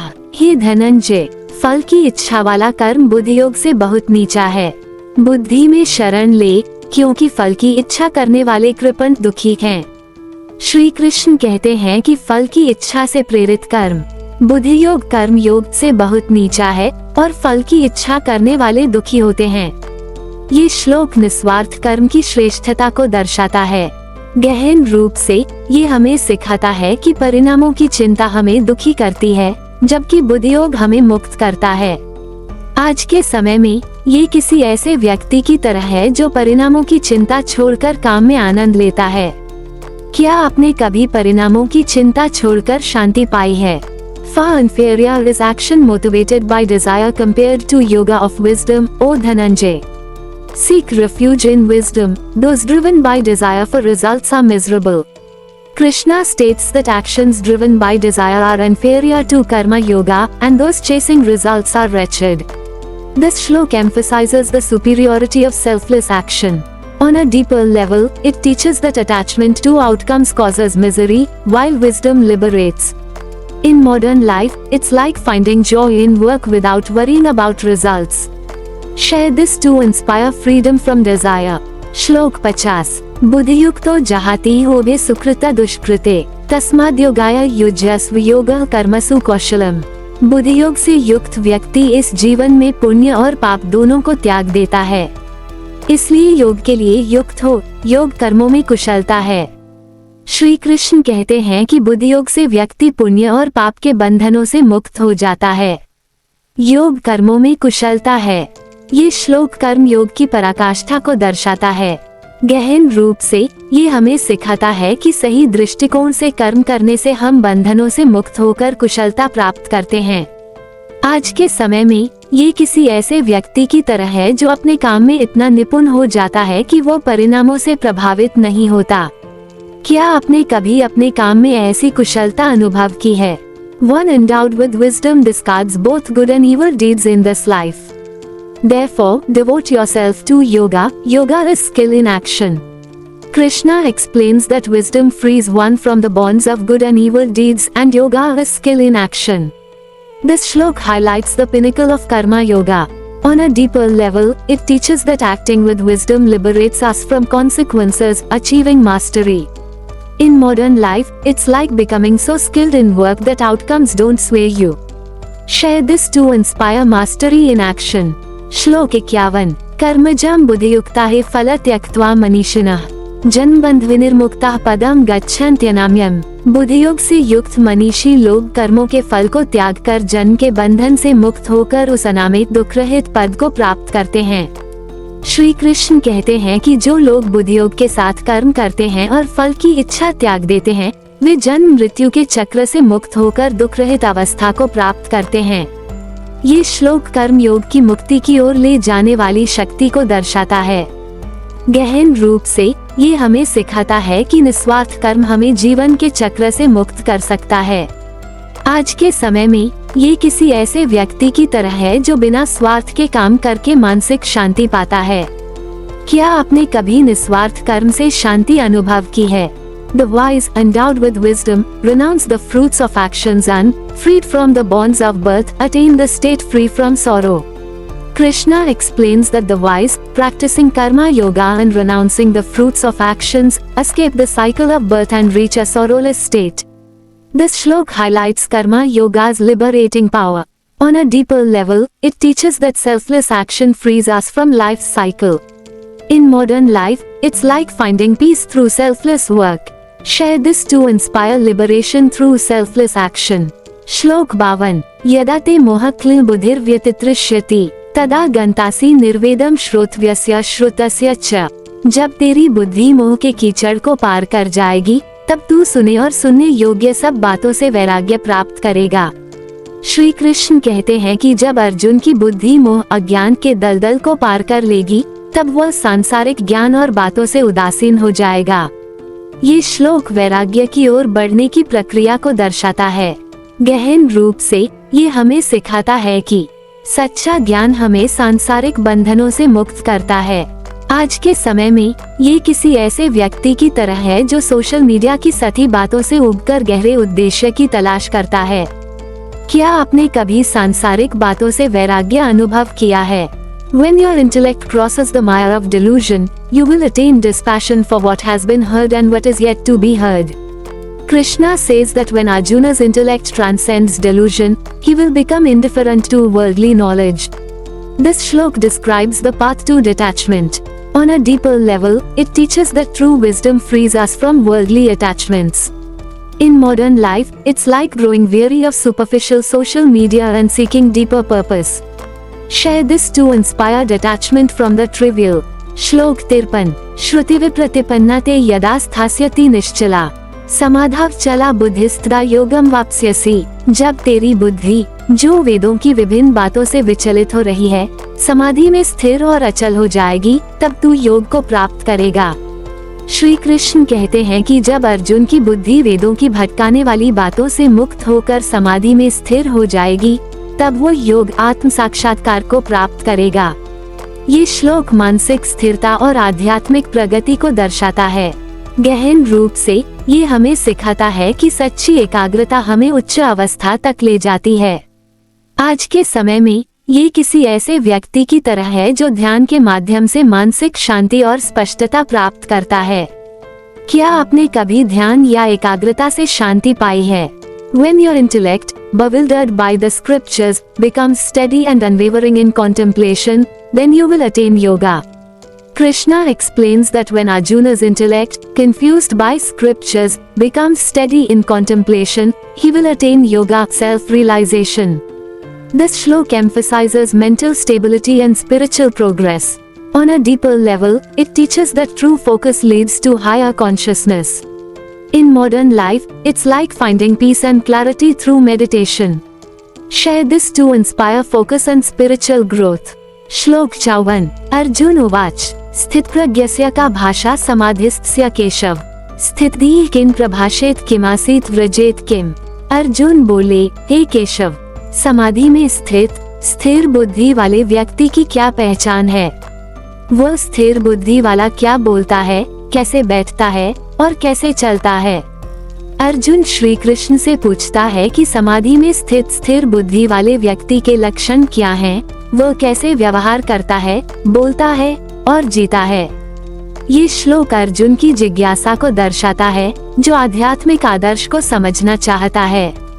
गहन रूप से ये हमें सिखाता है कि हमें उन लोगों के गुणों को समझना चाहिए जो शांति और संतुलन की अवस्था में हैं। आज के समय में ये किसी ऐसे व्यक्ति की तरह है जो शांत और संतुलित लोगों से प्रेरणा लेना चाहता है। क्या आपने कभी किसी शांत व्यक्ति के व्यवहार से प्रेरणा ली है?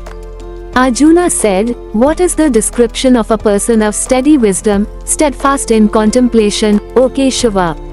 How does a steady-minded person speak, sit, and move?" Arjuna asks Krishna about the traits of a person with steady wisdom in contemplation, how they speak, sit, and move.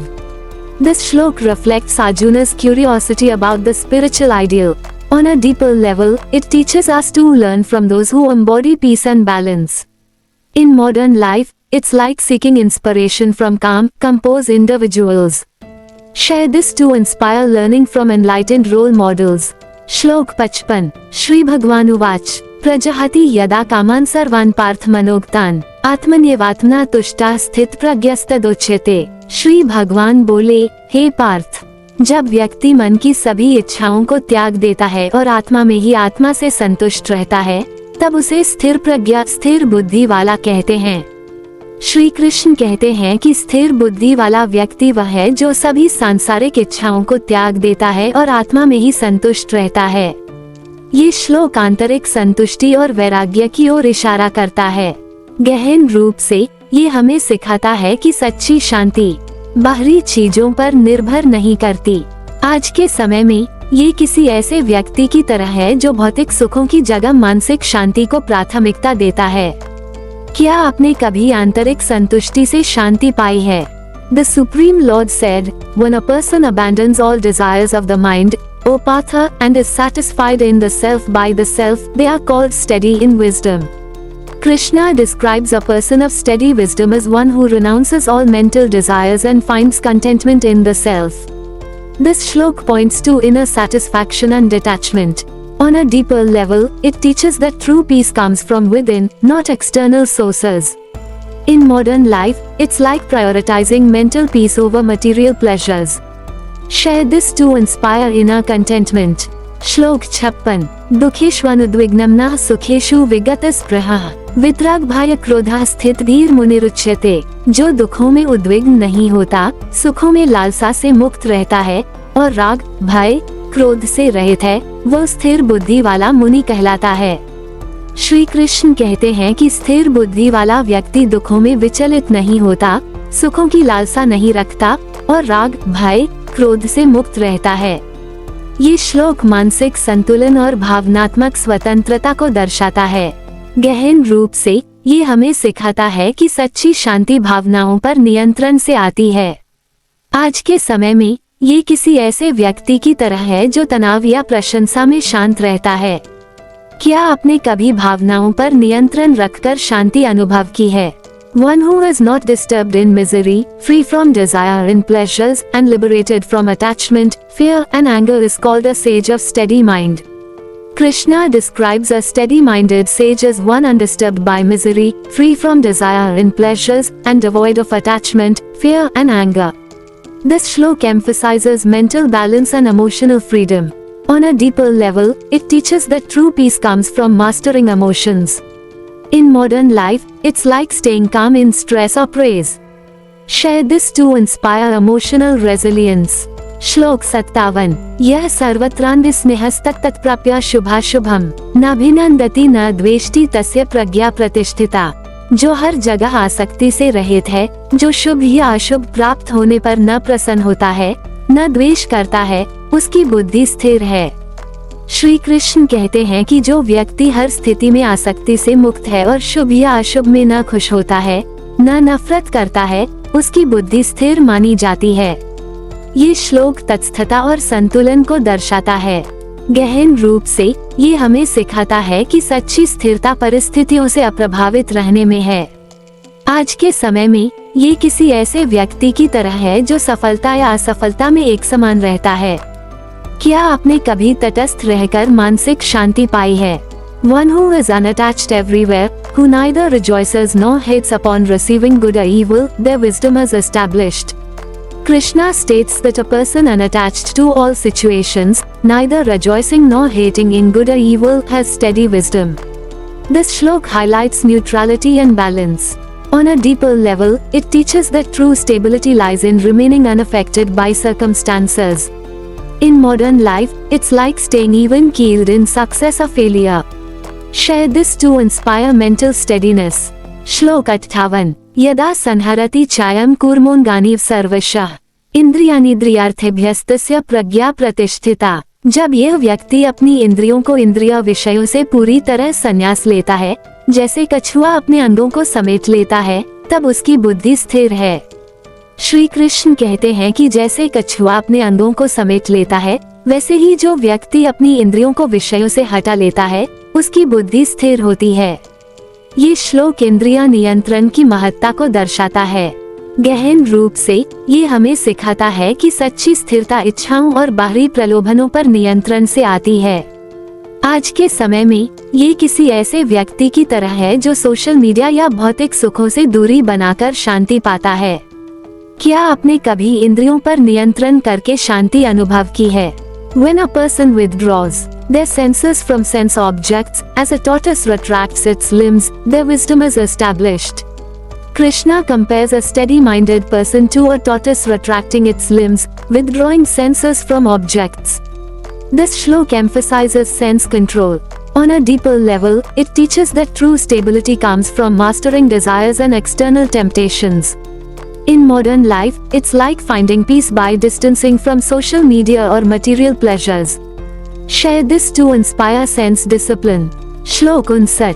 विषया विनिवर्तन्ते निराहारस्य देहिनः रसवर्जं रसोप्यस्य पर दृष्ट्वा निवर्तति। इंद्रिय विषय भौतिक रूप से निराहार व्यक्ति से दूर हो जाते हैं, पर रस आनंद बना रहता है। उसका रस भी परम ईश्वर को देखकर समाप्त हो जाता है। श्री कृष्ण कहते हैं कि इंद्रिय विषयों से दूरी बनाने पर भी उनकी लालसा बनी रह सकती है, लेकिन परम सत्य को अनुभव करने पर वह लालसा भी समाप्त हो जाती है। ये श्लोक आध्यात्मिक अनुभव की श्रेष्ठता को दर्शाता है। गहन रूप से ये हमें सिखाता है कि सच्चा आनंद बाहरी सुखों में नहीं, बल्कि आंतरिक सत्य में है। आज के समय में ये किसी ऐसे व्यक्ति की तरह है जो भौतिक सुखों को छोड़कर ध्यान में गहरी शांति पाता है।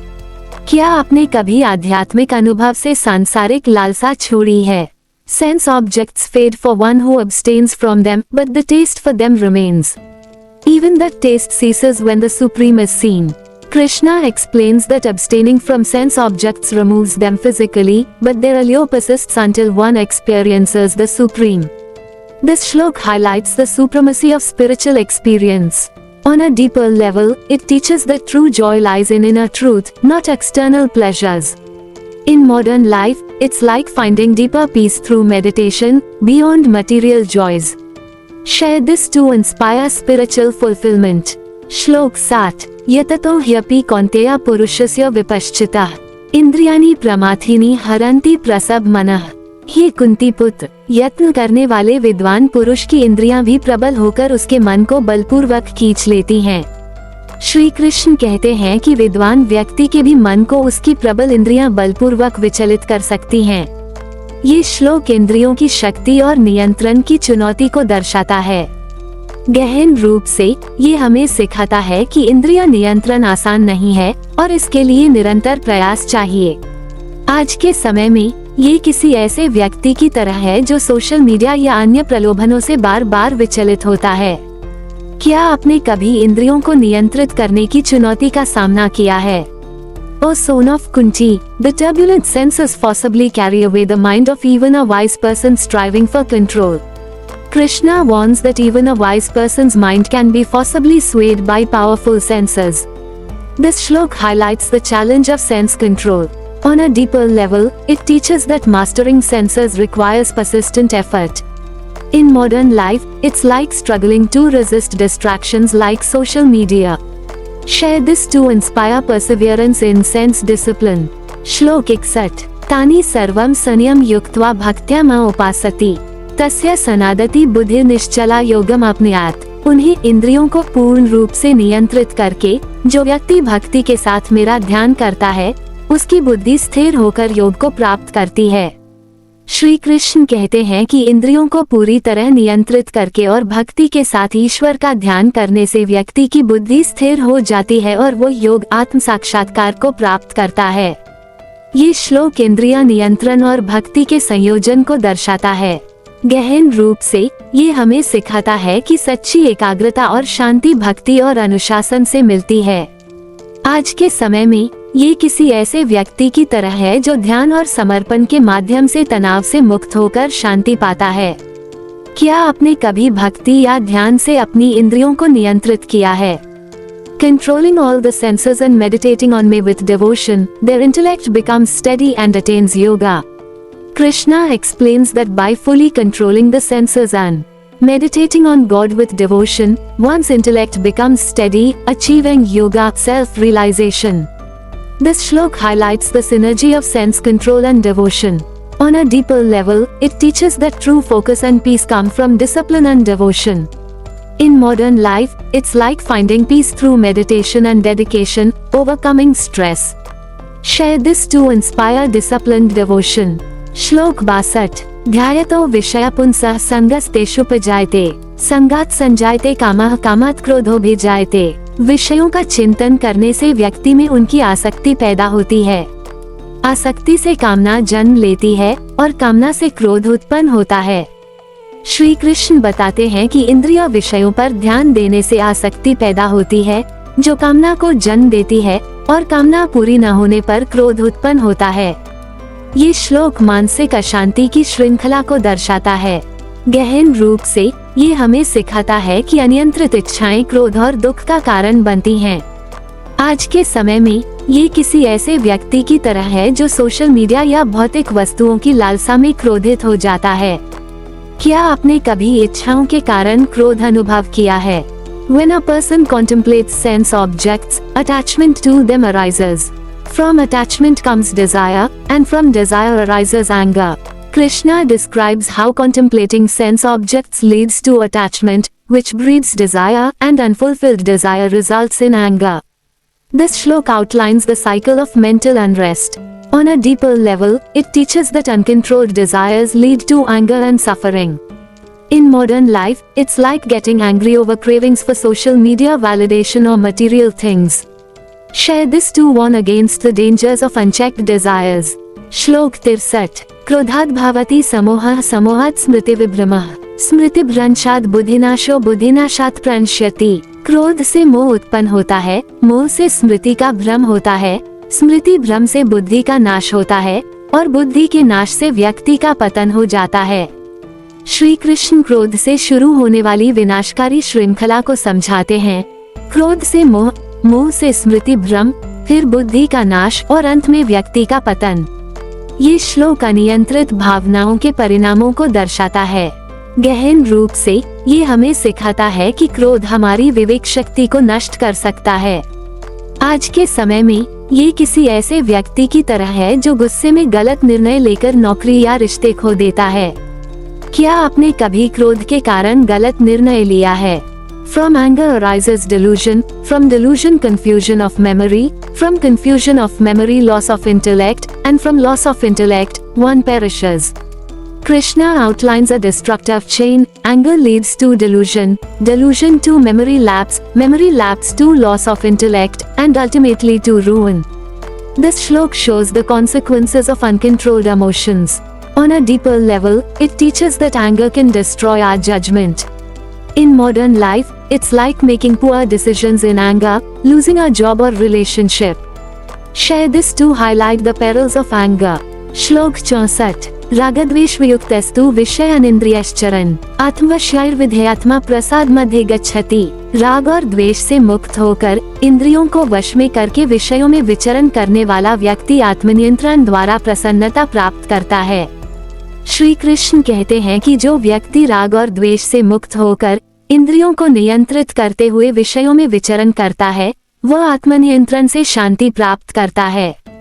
ये श्लोक आत्मनियंत्रण की शक्ति को दर्शाता है। गहन रूप से ये हमें सिखाता है कि भावनाओं से मुक्त होकर संतुलित जीवन जीने से सच्ची खुशी मिलती है। आज के समय में ये किसी ऐसे व्यक्ति की तरह है जो प्रलोभनों के बीच भी शांत और संतुलित रहता है। क्या आपने कभी इंद्रिय नियंत्रण से शांति पाई है? But one who moves among sense objects, free from attachment and aversion, with senses under control, attains serenity through self-discipline. Krishna explains that one who navigates sense objects without attachment or aversion, with controlled senses, finds peace through self-discipline. This shlok highlights the power of self-control. On a deeper level, it teaches that a balanced life, free from emotional extremes, brings true happiness. In modern life, it's like staying calm and composed amidst temptations. Share this to inspire self-discipline and peace. श्लोक 65 प्रसादे सर्वदुःखानां हानिरस्योपजायते प्रसन्नचेतसो याशु बुद्धिर पर्यवतिष्ठति। प्रसन्नता में सभी दुखों का नाश हो जाता है और प्रसन्न मन वाले व्यक्ति की बुद्धि शीघ्र ही स्थिर हो जाती है। श्री कृष्ण कहते हैं कि प्रसन्नता शांति प्राप्त करने से सभी दुख समाप्त हो जाते हैं और प्रसन्न मन की बुद्धि जल्दी स्थिर हो जाती है। ये श्लोक मानसिक शांति के लाभ को दर्शाता है। गहन रूप से ये हमें सिखाता है कि शांत मन ही सही निर्णय और स्थिरता की नींव है। आज के समय में ये किसी ऐसे व्यक्ति की तरह है जो तनावमुक्त होकर स्पष्ट सोच के साथ निर्णय लेता है। क्या आपने कभी मानसिक शांति से बेहतर निर्णय लिया है? In serenity, all sorrows are destroyed, and for one with a serene mind, the intellect quickly becomes steady. Krishna states that serenity eliminates all sorrows, and a serene mind quickly attains steady intellect. This shlok emphasizes the benefits of mental peace. On a deeper level, it teaches that a calm mind is the foundation for sound judgment and stability. In modern life, it's like making clear decisions when free from stress. Share this to inspire the pursuit of mental peace. श्लोक 66 नास्ति बुद्धिर्युक्तस्य न चायुक्तस्य भावना न चाभावयतः शांतिरशान्तस्य कुतः सुखम। जो व्यक्ति संयमित नहीं है उसकी बुद्धि स्थिर नहीं होती, असंयमित को भावना ध्यान नहीं होती, बिना ध्यान के शांति नहीं और अशांत को सुख कहाँ। श्री कृष्ण कहते हैं कि असंयमित व्यक्ति की बुद्धि स्थिर नहीं होती, उसे ध्यान नहीं मिलता और बिना ध्यान के शांति और सुख असंभव है।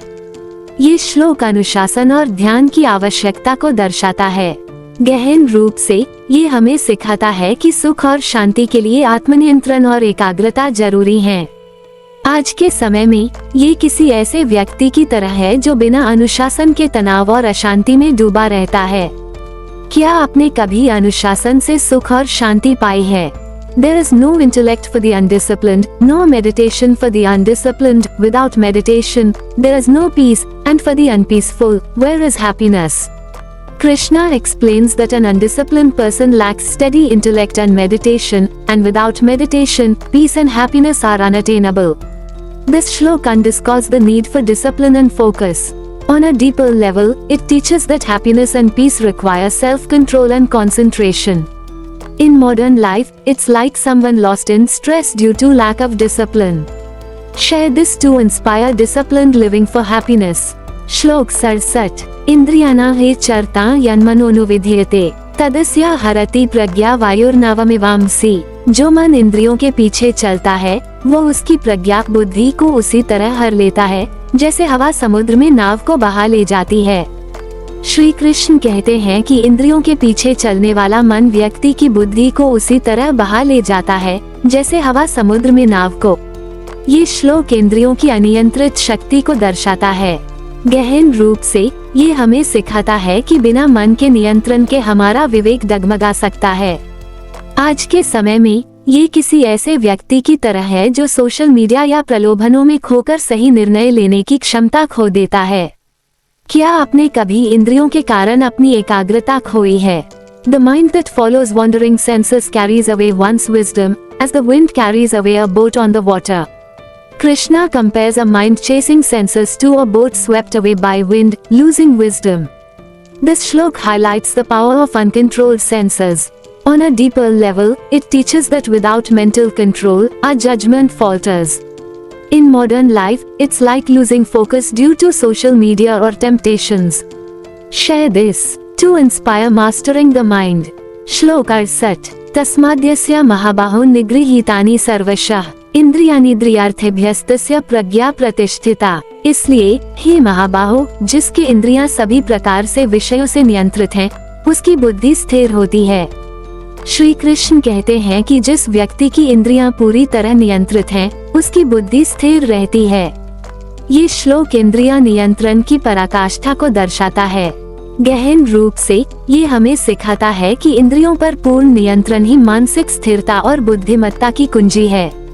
आज के समय में ये किसी ऐसे व्यक्ति की तरह है जो प्रलोभनों से बचकर स्पष्ट और शांत मन से निर्णय लेता है। क्या आपने कभी इंद्रिया नियंत्रण से मानसिक स्थिरता पाई है? Therefore, O mighty armed, one whose senses are fully restrained from sense objects has steady wisdom. Krishna states that one who fully controls their senses from objects attains steady wisdom. This shloka emphasizes the pinnacle of sense control. On a deeper level, it teaches that complete mastery over senses is the key to mental stability and wisdom. In modern life, it's like making clear decisions by avoiding temptations. Share this to inspire sense mastery for wisdom. श्लोक 69 या निशा सर्वभूतानां तस्या जागृति संयमी यस्या जागृति भूतानि सा निशा पश्यतो मुनेः। जो सब प्राणियों के लिए रात्रि अज्ञान है, उसमें संयमी व्यक्ति जागता है, और जिसमें सब प्राणी जागते हैं, वो मुनि के लिए रात्रि है। श्री कृष्ण कहते हैं कि संयमी व्यक्ति अज्ञान की रात्रि में, जब अन्य लोग भौतिक इच्छाओं में डूबे हों, जागृत रहता है, और सांसारिक सुखों में जो लोग जागते हैं, वो मुनि के लिए रात्रि है। ये श्लोक आध्यात्मिक जागृति और सांसारिक अज्ञान के विपरीत दृष्टिकोण को दर्शाता है। गहन रूप से ये हमें सिखाता है कि सच्चा ज्ञान सांसारिक प्रलोभनों से परे है। आज के समय में ये किसी ऐसे व्यक्ति की तरह है जो भौतिक दुनिया की चकाचौंध में शांति और सत्य की खोज करता है। क्या आपने कभी सांसारिक प्रलोभनों से परे सत्य की खोज की है? What is night for all beings is the time of awakening for the disciplined. And what is day for all beings is night for the sage who sees. Krishna explains that the disciplined are awake in the night of ignorance when others chase desires while the sage sees worldly pursuits as night. This shloka contrasts spiritual awakening with worldly ignorance. On a deeper level, it teaches that true wisdom lies beyond material temptations. In modern life, it's like seeking truth amidst worldly distractions. Share this to inspire spiritual awakening. श्लोक 70 आपूर्यमानं चल प्रतिष्ठ समुद्रमापः प्रविशन्ति यद्वत् तद्वत् कामायं प्रविशन्ति सर्वं स शान्तिमाप्नोति न कामकामी। जैसे नदियां समुद्र में मिलती हैं, जो पूर्ण और स्थिर रहता है, वैसे ही जो व्यक्ति सभी कामनाओं को प्राप्त होने पर भी अचल रहता है, वह शांति प्राप्त करता है, न कि वह जो कामनाओं का इच्छुक है। श्री कृष्ण कहते हैं कि जैसे समुद्र नदियों के जल से अप्रभावित रहता है, वैसे ही जो व्यक्ति कामनाओं के प्रवाह में भी स्थिर रहता है वह शांति पाता है, न कि वह जो इच्छाओं का प्यासा है। ये श्लोक सांख्य योग की पराकाष्ठा को दर्शाता है। गहन रूप से ये हमें सिखाता है कि सच्ची शांति इच्छाओं से मुक्ति और स्थिरता में है। आज के समय में ये किसी ऐसे व्यक्ति की तरह है जो भौतिक सफलता या हानि में भी शांत और संतुलित रहता है। क्या आपने कभी इच्छाओं के बीच शांति बनाए रखी है? As rivers flow into the ocean, which remains full and unmoved, so one into whom all desires enter remains steady and attains peace, not the one who craves desires. Krishna compares a steady person to an ocean unmoved by rivers, achieving peace despite desires, unlike one who craves. This shlok marks the culmination of Sankhya Yoga. On a deeper level, it teaches that true peace comes from detachment and stability amidst desires. In modern life, it's like staying calm amid material gains or losses. Share this to inspire unshakable peace. तो दोस्तों, location flag हमने भगवद गीता के द्वितीय अध्याय सांख्य योग की 70 श्लोकों की प्रेरणादायक यात्रा पूरी की। श्री कृष्ण ने हमें आत्मा की अमरता, निस्वार्थ कर्म, इंद्रिय नियंत्रण और भक्ति से शांति पाने का अनमोल ज्ञान दिया। यह अध्याय हमें सिखाता है कि जीवन की हर चुनौती, तनाव, असफलता या शांति की खोज को संतुलन और समर्पण से जीता जा सकता है। चमकता सितारा, इस ज्ञान को अपने जीवन में उतारें। बल्ब आपको सांख्य योग का कौन सा सबक सबसे प्रेरक लगा? नीचे कमेंट में अपनी कहानी शेयर करें। अगर आपको यह वीडियो पसंद आया तो लाइक करें, सब्सक्राइब करें और बेल आइकन दबाएं ताकि आप गीता के अगले अध्याय और ऐसे ही प्रेरणादायक कंटेंट से न चूकें। अपने दोस्तों और परिवार के साथ इसे शेयर करें और इस ज्ञान को वायरल बनाएं। रॉकेट, क्या कर्म योग के लिए तैयार हैं? कमेंट में बताएं और जय श्री कृष्ण।